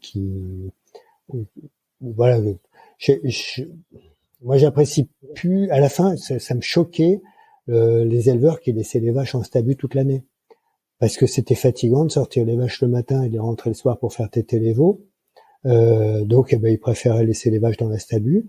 Et puis, c'est plus facile de mettre du foin dans la stabu que d'aller chercher les vaches et de refaire les clôtures quand il y a une clôture pétée et tout. C'est pas le hors-sol pour de la limousine, je trouve ça moyen, quoi. C'est pas une vache qui est faite pour vivre à l'intérieur. Donc ça, c'est des évolutions qui ont fait que je me sentais de moins en moins bien dans cette profession. Le fait que tout le monde se tutoie dans le monde agricole, moi, ça m'a toujours énervé, quoi. Moi, je tutoie quelques clients avec qui je suis copain et que je vois pour autre chose que le boulot. Moi, on m'a appris, moi, le médecin, sauf si c'est mon pote, mais le médecin, je lui dis bonjour monsieur, bonjour docteur, je le tutoie pas. Dans le monde agricole, maintenant, tout le monde se tape dans le dos et tout le monde se tutoie, sauf que s'ils peuvent se faire des crasses entre eux, ils n'hésitent pas. Ouais. oui, ça, ouais, ça a deux vitesses. Ouais, c'est des trucs dans lesquels je me reconnaissais plus. Moi, ce monde, moi, j'ai Ouais. toujours exigé que mes clients me vous voient et j'ai toujours vous voyez mes clients. Parce que quand tu as des rapports professionnels, le copinage est pas forcément bon, hein. Non. Tu peux être copain avec des gens, mais en Ouais. professionnel, il faut rester pro. Mm. Et le tutoiement à outrance, à mon avis, n'aide pas à avoir des rapports qui sont bien définis. Le respect commence par un vouvoiement, à mon avis. Oh, ça, c'est parce que je suis un vieux con, sûrement, Non, je pense que c'est des choses qui sont assez. Enfin, c'est marrant. J'ai déjà eu cette conversation avec des amis, mais ça dépend évidemment de l'importance qu'on lui donne. Et t'as raison, il y a un côté Ben, générationnel, c'est l'éducation. c'est sûr. Ben, après, c'est Mm. l'éducation qu'on a eue, hein. Moi, j'ai été élevé comme ça, donc du coup, moi, les éleveurs qui ont commencé à me tutoyer, j'ai dit, ben, pardon, vous me parlez quoi? Non, voilà. Et puis, je dis, non, mais non, et puis je leur ai dit gentiment, je dis, non, non, on va pas se tutoyer. Moi, j'ai du mal à tutoyer, donc on va se vous voyer, c'est plus simple. Et puis voilà. Vous n'allez pas me tutoyer alors que je vous vois, ça va pas. Ah, mais ça me dérange pas, tu sais, hein. Non, mais moi, ça me dérange. Voilà. Tu penses que le vétérinaire a un rôle à jouer euh, dans l'éducation, la rééducation du système des éleveurs? Bah avec le peu de moyens qu'on a maintenant pour avoir un poids, quoi. Ouais. C'est le problème, c'est ça, c'est qu'on est à partir du moment où les éleveurs ont de moins en moins de contact avec leurs vétos traitants parce qu'ils ont de moins en moins de sous et que, enfin, quand tu as un vélage et que le gars il a payé un vélage et qu'il sait qu'il va pas bouffer à la fin du mois parce qu'il a eu un vélage, c'est tu les vois plus. Moi, je les vois. À la fin, j'étais content de faire ma pique parce qu'en fait, c'était le moment où je voyais mes éleveurs et où on avait le temps de discuter, quoi. Donc, mais on n'a plus trop de poids. Moi, je me suis battu justement contre cette coopérative d'éleveurs là qui vendait des vermifuges et des vaccins à outrance. J'ai expliqué à mes clients que si moi je vendais pas en plus, enfin, j'étais moins cher que la coopérative, hein. Moi, je leur ai dit, moi, je négocie avec les labos pour pouvoir vous avoir des prix corrects, mais il faut jouer le jeu, parce que le labo, il me fait des prix si j'ai du volume. Si j'ai pas de volume, j'aurai pas de prix, et du coup, je pourrais pas m'aligner sur la coopérative. Donc, je me suis battu comme un diable pendant des années et des années et des années, et j'ai expliqué à mes clients, soit vous voulez un veto et vous le faites vivre, soit vous n'aurez plus de veto à la campagne. Et ça a marché pendant des années et des années, hein. Moi, j'ai vendu des quantités énormes de vermifuges, de vaccins. Les éleveurs jouaient le jeu. Moi, je jouais le jeu. Je travaillais beaucoup avec Merial et le représentant Merial m'aidait vraiment beaucoup à me faire des bonnes remises pour que je puisse m'aligner sur la coopérative. Donc voilà, mais c'était une lutte perpétuelle, quoi. Faut avoir l'énergie pour faire ça, hein. Ouais. Après les vétos qui font la canine et qui tournent bien et qui financièrement rentabilisent leur structure avec la canine mais n'ont pas besoin de rural. Quand tu vois l'investissement en temps et d'aller discuter avec les éleveurs pour les convaincre que oui, moi si je suis là que pour faire les matrices et les vélages de nuit, je suis plus là, les gars, hein. Bah oui. Mais oui, moi ils vont me faire la canine, tu restes au chaud et puis voilà, quoi. Donc après, je sais pas quel poids les vétos peuvent avoir maintenant pour remettre le truc à plomb. Les structures se font, je sais pas. Honnêtement, je sais pas. Moi, je suis pas hyper optimiste sur la filière viande en France. Parce que vu les cours de la viande, les gars, c'est pas rentable. Moi, nous, en Dordogne, là, je le vois bien parce que je passe mon temps à survoler la Dordogne. Y a plus de vaches, hein. T'as que de la culture maintenant. Il faut du maïs, du blé, du tournesol partout. Petit à petit, les uns après les autres, ils arrêtent la vache, hein. Bon, alors nous, en plus, c'est particulier parce que comme on a de la tube, quand le gars il a eu un abattage total qui remonte son troupeau et 3 ans après il a à nouveau un cas de tube, il refait pas le troupeau, hein. Ils arrêtent, hein. Ouais. Donc voilà. Donc après, je sais pas qui. Je pense que la solution elle vient des éleveurs, hein. C'est une volonté des éleveurs. Nous on est là, on est à leur service entre guillemets, mais s'ils nous font pas bosser, on peut pas les aider, hein. Alors ça manque de vétos ruraux, c'est sûr, hein, mais je te dis, moi à la fin, là, la dernière année, des fois j'avais 3 jours sans visite, quoi. Donc c'était, alors qu'au départ on avait du 17, et j'avais pas perdu de clients, hein. En 30 ans, j'ai doublé mon nombre de vaches en soins sur la clientèle, en gros, hein. Et ben le nombre de visites est passé de 15-17 par jour à, des fois j'avais 2 visites par semaine à la fin, là, parce que les gars n'appellent plus. Ouais. C'est juste hallucinant. Nous on avait eu ces dernières années, on avait eu un mot de la DSV, de la DDTS, PPTPPP, pardon. Nous, à l'époque, c'était ADSV. Donc, on va dire DSV, c'est plus simple.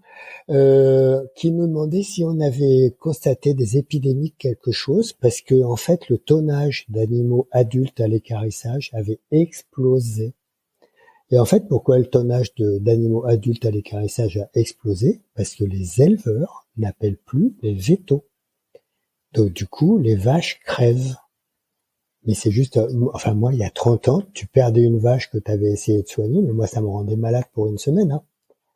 On faisait tout pour sauver les animaux, mais on faisait tout ce qui était possible dans nos faibles moyens, avec notre petit hôpital ambulant dans la voiture. On faisait tout, mais des fois, on allait revoir les vaches 3 fois, 4 fois, on allait 2 fois dans la journée, parce que voir si ça allait mieux et tout. Mais après, les gens, ils s'en foutent. Actuellement, les éleveurs, ils s'en foutent de perdre une vache. Ils considèrent que perdre une vache, c'est moins grave que de faire des frais vétérinaires pour une vache qui peut éventuellement crever, hein. On peut pas tout sauver non plus, hein. Mais pour eux, ils veulent plus prendre le risque de faire des soins sur un animal qui risque à terme de pas s'en sortir. Donc du coup, ils baissent les bras tout de suite et ils font pas de soins.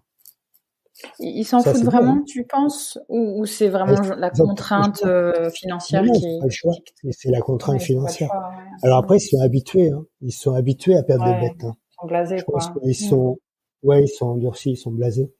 Ils sont habitués à perdre des bêtes, hein. Des fois, moi, j'arrivais dans les fermes, tu vois, il y a un cadavre de vache qui attendait l'équarrissage.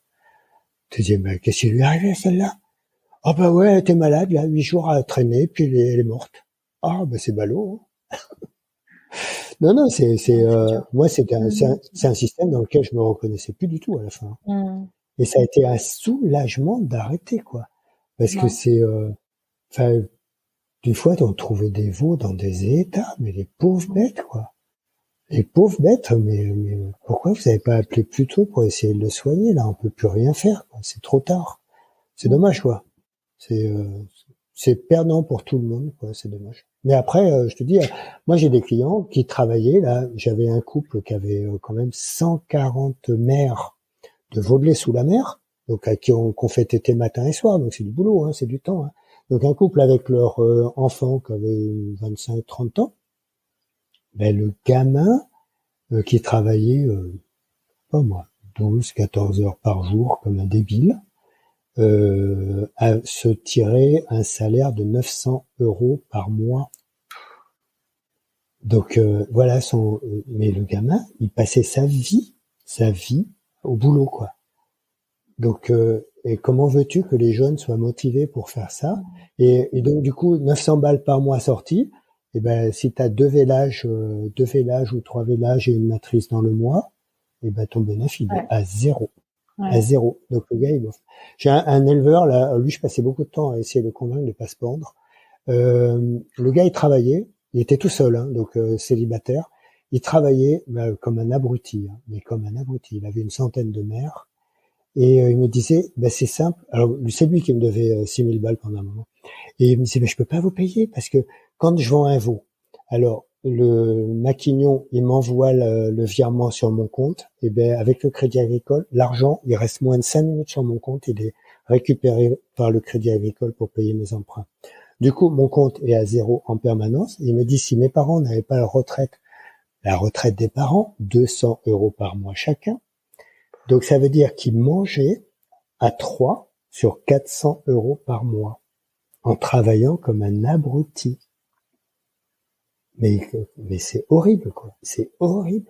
Alors à l'époque, les moyens étaient, alors, à l'époque, les moyens étaient, les moyens étaient meilleurs parce qu'ils avaient moins de matériel, ils se laissaient pas embobiner, quoi. Là, moi, des fois, je vois la taille de leur tracteur et de leur moissonneuse-batteuse, je dis, mais vous êtes fous, quoi. Des fois, mais ils me prêtent des tracteurs, mais tu montes là-dedans, mais c'est une soucoupe volante, les trucs, maintenant, les tracteurs. Hein. Mais c'est hallucinant, mais c'est trop bien. Et c'est génial. Alors, les mecs, ils sont au téléphone toute la journée. Quand ils labourent, ils ont le GPS qui fait tout. Donc, ils passent leur journée au téléphone dans leur tracteur climatisé. Mais ça coûte des fortunes. Ça coûte plus cher qu'un ULM. Non, mais du coup, ils sont suréquipés en matériel. Et en fait, mais ça leur coûte des fortunes. Ils n'ont pas les moyens de s'acheter ça. Et c'est pareil, ce que je disais tout à l'heure, la gestion d'une exploitation agricole, c'est une entreprise. Et donc, du coup, quand les gars, ils se laissent embobiner par le marchand de matériel ou par le crédit agricole et qu'ils achètent, ils ont des investissements, mais qui sont complètement disproportionnés par rapport à leurs revenus, quoi. Les fermes, elles appartiennent au crédit agricole actuellement. Les fermes, tout est au crédit agricole. Les gars, ils sont complètement, mais menottés par le système, de toujours le fric, toujours pareil. Bah oui, société de consommation. plus. Et puis peut-être il y en a beaucoup qui n'ont pas la maturité. Enfin, moi, j'avais mes vaches, j'ai un Dutz pourri, là. C'est un vieux Dutz, 2 roues motrices. Mais moi, j'aurais pu aller au Crédit Agricole, acheter un tracteur 4 roues motrices, 250 chevaux, climatisé avec ordinateur de bord. Mais non, j'ai mon vieux Dutz pourri, sauf que voilà, je dois rien à personne. Non, il y a une maturité aussi, hein, d'état d'esprit, de se tirer la bourre entre eux. Si le machin il achète un Dutz 750 chevaux, l'autre à côté il va acheter un John Deere 800 chevaux. Non, il y a beaucoup d'éleveurs qui sont des grands. Moi, je les adore, mais il y en a beaucoup qui n'ont pas la maturité pour gérer une entreprise. Et une exploitation agricole, c'est une entreprise. Donc, c'est difficile. On peut pas tout faire à leur place. Hein. Non, c'est sûr. On peut pas tout faire à leur place. Ouais. Donc voilà.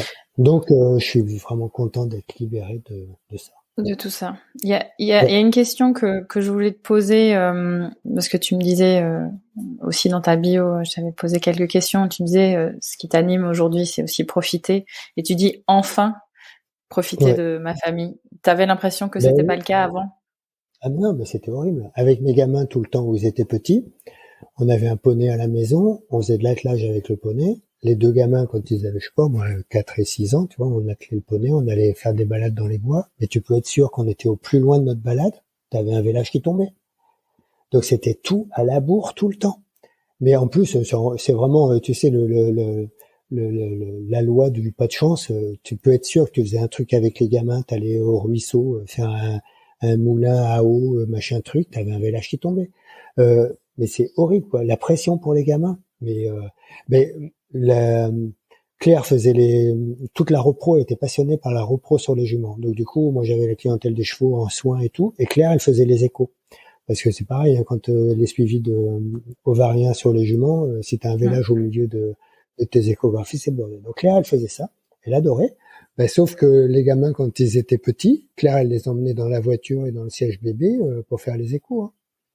Donc les gamins, quand ils allaient pas à la crèche, ils suivaient. Hein. On a vu les emmener la nuit, Claire ayant une urgence sur un chien et moi un vélage, emmener le gamin dans la voiture pour faire le vélage, pour pas les laisser tout seuls à la maison, en pleine nuit, tu vois. Donc non, profiter de la famille.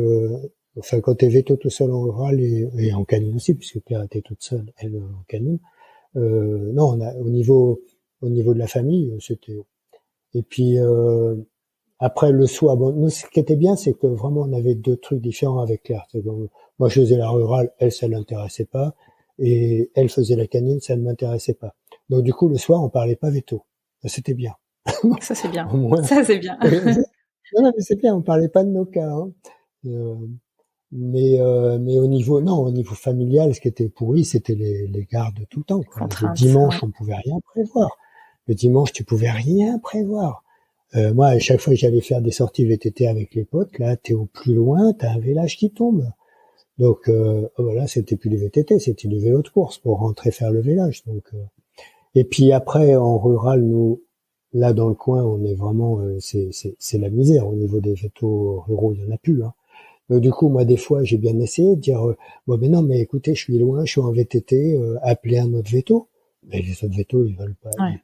Ils s'emmerdent déjà avec leurs propres clients, ils veulent pas aller faire les vélages chez les autres. Ce que je comprends. Hein. Hein. Donc, reviens vite en VTT avec tes gamins pour aller faire le vélage. Pose tout le monde, pars vite. Non, c'est pas. Après les jeunes là qui veulent plus ce rythme de vie, je les comprends. Franchement, je les comprends. Après, moi, je reste persuadé que les jeunes ne s'investissent pas assez sur l'achat d'une clientèle et d'être son propre patron et tout. Mais peut-être que c'est plus la mode, hein, je sais pas. Après, avec les boîtes là qui rachètent les clientèles, bah si c'est plus simple comme ça, c'est bien pour eux, hein, c'est sûr.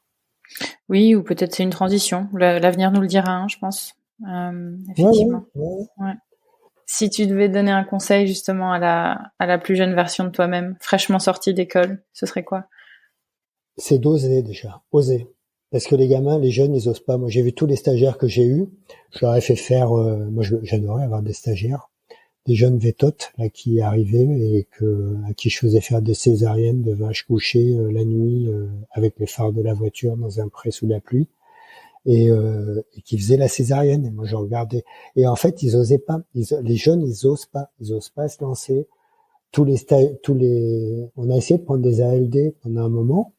Mais ils veulent pas, ils ont peur, ils osent pas. Et alors peut-être que maintenant c'est plus compliqué parce que si tu fais une connerie, on te tape tout de suite sur les doigts, alors que nous à notre époque, la connerie était beaucoup mieux tolérée. Moi, quand j'ai fait mes remplats en deuxième année, j'ai dû faire des bêtises, je pense. Mais t'allais pas au tribunal tout de suite, alors que maintenant tu fais une bêtise, tu vas au tribunal tout de suite. Donc c'est plus compliqué pour eux. Ils ont plus de pression. Moi, je suis sûr que les jeunes ont plus de pression. Mais il faut que dans la mesure, en étant consciencieux et dans la mesure de leurs moyens, il faut qu'ils osent parce qu'ils ont beaucoup plus de connaissances que nous. Ça, c'est sûr. Les jeunes sont mieux formés que nous, à mon avis, mais ils sont tout le temps dans cette recherche de plus de diplômes, plus de formation, alors que nous, on en a qui avaient des diplômes, qui sont venus faire des aides, là, qui avaient des diplômes, mais en ophtalmo, en machin, un truc, et les gamines, elles savaient pas faire une prise de sang à un chat. Donc, ils visent l'excellence et ils osent pas se lancer sur la base. Et ça, c'est hyper dommage. Hyper dommage. Et ils perdent cette notion de médecin de famille, d'efficacité, de consultation, tout bêtement. Moi, je sais pas, mais moi, quand j'avais des veaux qui avaient des jambes cassées, je faisais pas de radio. Un veau qui a une patte cassée, tu le palpes, tu sens, tu réduis, tu l'anesthésies, tu réduis la fracture, tu le plâtres, tu fais pas de radio de contrôle, et 6 semaines après, t'enlèves ton plâtre. Alors déjà, 2 jours après, ton veau, il galope dans l'étable avec son plâtre. Ça amuse beaucoup les mères. Les plâtres synthétiques, là, ça affole les limousines, elles aiment pas ça. Mais quand 6 semaines après, t'enlèves ton plâtre, là, le veau, il a la patte qui est droite et il n'y a pas eu de radio, quoi. Donc ça, c'est du sens clinique et les gamins, maintenant, ils osent plus avoir se lancer sur des actes parce que les examens complémentaires ont pris trop d'ampleur. Maintenant, les jeunes vétos, s'il n'y a pas la prise, nous, Claire, elle a eu des jeunes vétos qui sont venus travailler un peu en canine avec elle, là. Mais s'il n'y a pas la prise de sang et le bilan 17 paramètres, il y en a, ils savent pas faire, quoi. Nous, l'analyseur, on l'a acheté il y a 5 ans, je crois. Claire, elle a fait sa carrière. On avait un labo d'analyse médicale humaine à qui on envoyait les prélèvements. Mais elle faisait des prises de sang sur 1% des animaux. Après, la clinique, la consultation de base, les jeunes, il faut qu'ils se relancent dans du pratique, dans de l'observation, dans du concret. Et, enfin, comme Mme Zeva disait, oh là là, vétérinaire, c'est dur parce que l'animal, il parle pas. Ouais, mais l'observation, moi, j'ai pas été un foudre de guerre à l'école. Mais je pense qu'il y a un sens pratique et d'observation qui fait que quand les profs ils nous disaient bon alors avant de prendre votre céto, votre thermomètre et tout, vous regardez l'animal quoi. Mais déjà tu regardes une vache ou un veau qui est malade, tu la regardes, mais déjà tu sais ce qu'elle a quoi. C'est avec l'expérience, l'observation, la prise de c'est la même chose que chez les toubibs. Hein. Moi, j'ai été vu par 3 ORL qui n'ont pas trouvé mon cancer parce qu'ils sont précipités sur des radios, des IRM et des scanners. Et comme les images avaient été mal lues, ça n'a pas été trouvé. Et je suis tombé sur un ORL qui a fait une consultation, qui a mis son doigt dans ma bouche en me disant « vous ne me mordez pas » et qui a palpé la tumeur. Et ça, c'est la base de la médecine, que ce soit en humaine ou en vétérinaire. Et ça, c'est un truc qui se perd. Et les jeunes, il faut vraiment qu'ils reviennent à... je vais peut-être pas savoir tout faire, mais déjà, si j'observe et si je fais, moi, enfin, j'ai pas fait des exploits techniques dans ma carrière, hein, j'ai fait du simple. Hein. Si j'ai fait une fois une perfusion à un éléphant en montant dessus, en la perfusant à l'oreille. Voilà, ça c'est. Voilà. Mais autrement, j'ai rien fait d'extraordinaire. Je fais vraiment de la médecine et de la chirurgie de base, de plouc de campagne, mais je me suis régalé parce que c'était simple et c'était concret et c'était efficace surtout. C'était hyper efficace.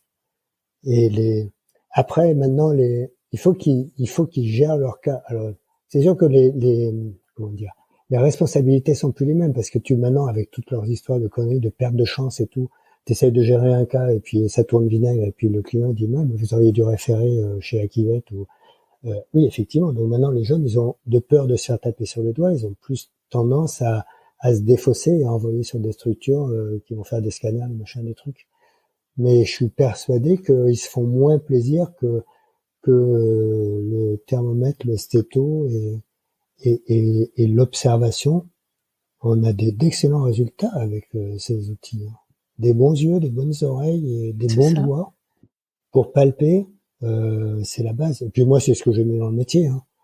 Moi, aller référer sur les chevaux, je référais beaucoup à Dibourne. Là, il y a une grosse clinique, là, clinique de Conques, là, chez le Normand. Clinique de Conques, ouais. Mm-hmm. Ouais. Là, c'était top pour nous. Dès qu'il y avait des coliques avec la chirurgie. Mais c'est pareil, nous, au début, on savait pas faire ça en sortant de l'école. Des coliques de chevaux, on savait pas savoir s'il y avait besoin de chirurgie ou pas. Du coup, on perfusait, on marchait, et puis ça crevait. Et en fait, en allant se former, j'ai fait quelques formations là, quand j'étais déjà véto, où c'est pareil, ça c'était juste savoir fouiller un cheval et savoir aller diagnostiquer rien qu'avec la main et la palpation transrectale si il y a une indication chirurgicale à une colique ou pas. Et avec ça, j'ai eu beaucoup moins de morts sur les coliques de chevaux. Parce que du coup, t'es appelé pour des coliques, tu sais fouiller un cheval comme il faut, tu sais diagnostiquer si effectivement c'est une torsion ou un machin ou une connerie et qu'il faut aller dardard sur la table d'opération. Alors, ils en sortaient pas tous de la table d'opération, mais il en sortait quelques-uns qui seraient morts sans ça. Et ça, c'était pareil, c'était du sens pratique clinique. Et ça, c'est qu'il faut qu'ils acquièrent les jeunes et qu'ils se lancent parce qu'ils osent pas assez se lancer. Hélène disait la même chose, ma vieille copine Hélène. Hélène, si tu nous écoutes. C'est la même chose. Ils n'osent pas se lancer, les jeunes. Et il faut y aller, en étant consciencieux. Moi, j'ai eu un procès, d'un gars qui a eu un cheval qui a fait une fourbure et qui a dit que c'était de ma faute, j'avais pas diagnostiqué assez tôt. Et en fait, le gars, ce qu'il voulait, c'est que je fasse marcher mon assurance responsabilité civile professionnelle. Et je lui dis non, parce que j'ai pas fait de bêtises. Mon traitement, il est bon. Et la jument, elle a bouffé 40 litres d'avoine, elle a fait une fourbure des 4 membres. C'est pas de ma faute, quoi. Moi, j'ai fait ce que je pouvais. Donc, on a les expertises, procès et tout. Et le gars, il a été condamné pour procédure abusive. Voilà. Donc, à partir du moment où on est droit dans ses bottes et on essaie de faire ça consciencieusement, il faut pas forcément avoir peur du procès. Après, c'est chiant parce que c'est hyper anxiogène, c'est long et tout. Claire, il a eu 2 gars qui lui ont fait des procédures. C'est pareil, ça l'a retourné parce que on n'aime pas ça. Hein. Mais les 2 procédures, elle a été complètement blanchie, quoi. Il faut qu'ils soient consciencieux et qu'ils osent. Et après, on peut faire des conneries, mais à partir du moment où on a essayé de faire le maximum, on peut se défendre, c'est défendable, quoi. Après, Moi j'ai dit, je peux quand t'as fait 2 vélages dans la nuit et que t'as une matrice le matin à 4 heures et puis que tu pars faire des visites après, t'as la tête dans le cul, tu peux tout à fait te tromper de flacon. Je dis moi ça peut m'arriver de faire une faute professionnelle comme ça. T'es fatigué, tu peux faire une erreur, te gourer de flacon, faire une connerie. À ce moment-là, j'accepterai mon erreur et j'accepterai de me faire taper sur les doigts. Mais si tu fais tes trucs au mieux, il faut oser les faire, quoi. Ils sont trop timides, les jeunes. Oser observer. C'est une belle façon de clôturer ce podcast, Hervé. Je vois qu'on est presque à 2 heures. Tu y crois un peu? Non, mais j'y crois pas. J'ai dit à Hélène, non, mais qu'est-ce que t'es bavarde, Hélène, mais qu'est-ce que t'es bavarde? Tu as fait pire qu'elle. Elle va te retourner la même, elle va te dire, mais tu vois... J'ai fait pire qu'Hélène. Oh là là, je suis trop bavard. Ma femme me dit souvent. On dirait Colombo. Ma femme me dit Colombo, excellent, oui, ça. Alors, tout le monde n'aura pas la référence, mais j'aime beaucoup. J'aime beaucoup. Du coup, tu vas pas oser, mais j'allais te demander si tu avais quelque chose que tu voulais rajouter avant de clôturer le podcast. Non, c'est très gentil d'avoir pensé à moi. Il faut que les jeunes vétos ils aient des belles carrières et puis que après il faut que quand on se retourne, on dise pas j'ai perdu mon temps et puis regretter. Moi, comme je dis, si je meurs demain, j'aurais pas pu en faire plus. Et puis voilà, je peux me retourner. Je suis content, j'ai une belle famille, je vis bien. Je me régale, j'ai les loisirs maintenant que je veux. Je les ai pas volés, je l'ai mérité. Mais voilà, dire aux jeunes vétos, profitez de la vie, faites votre boulot consciencieusement, mais profitez aussi de la vie, c'est sûr. Parce que quand on arrive à 60 ans et qu'on a que du boulot derrière soi, c'est pas. Moi maintenant, j'essaye de faire du surf, mais je souffre au niveau de la souplesse pour relever, pour me remettre debout. C'est dur. J'aurais commencé à 30 ans, ça aurait été mieux. Non, mais pour dire qu'il faut profiter de l'instant présent, ça c'est sûr. Et puis voilà, faut se régaler. Moi, sur ma page Facebook, c'est profite de la vie et je vous conseille d'en faire autant. Voilà, c'est ma conclusion. C'est une très belle conclusion. Et pour ceux qui veulent te suivre, te contacter, on mettra les liens vers ton entreprise dans le podcast. Site internet là pour mon entreprise, voilà, ou s'ils veulent voir un peu à quoi ça ressemble, ils peuvent aller voir. Et ceux qui veulent venir en Dordogne et venir survoler la Dordogne, ils me contactent, il n'y a pas de souci. Voilà. Génial. Je te remercie beaucoup pour ces 2 heures passées en ta compagnie. Ouais, t'as pas beaucoup parlé. Mais qu'est-ce que je suis bavard, mais incroyable. Non, mais j'avais pas besoin. Les jeunes ils vont comprendre. Allô, qu'est-ce que je suis Voilà. Tout à fait.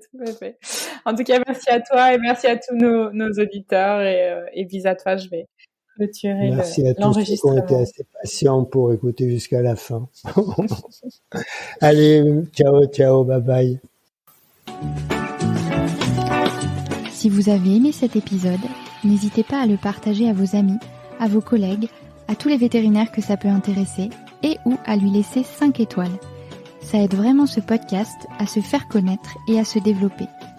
Il me reste à vous souhaiter une très belle journée et surtout prenez soin de vous, de votre famille, de vos collègues et de vos patients.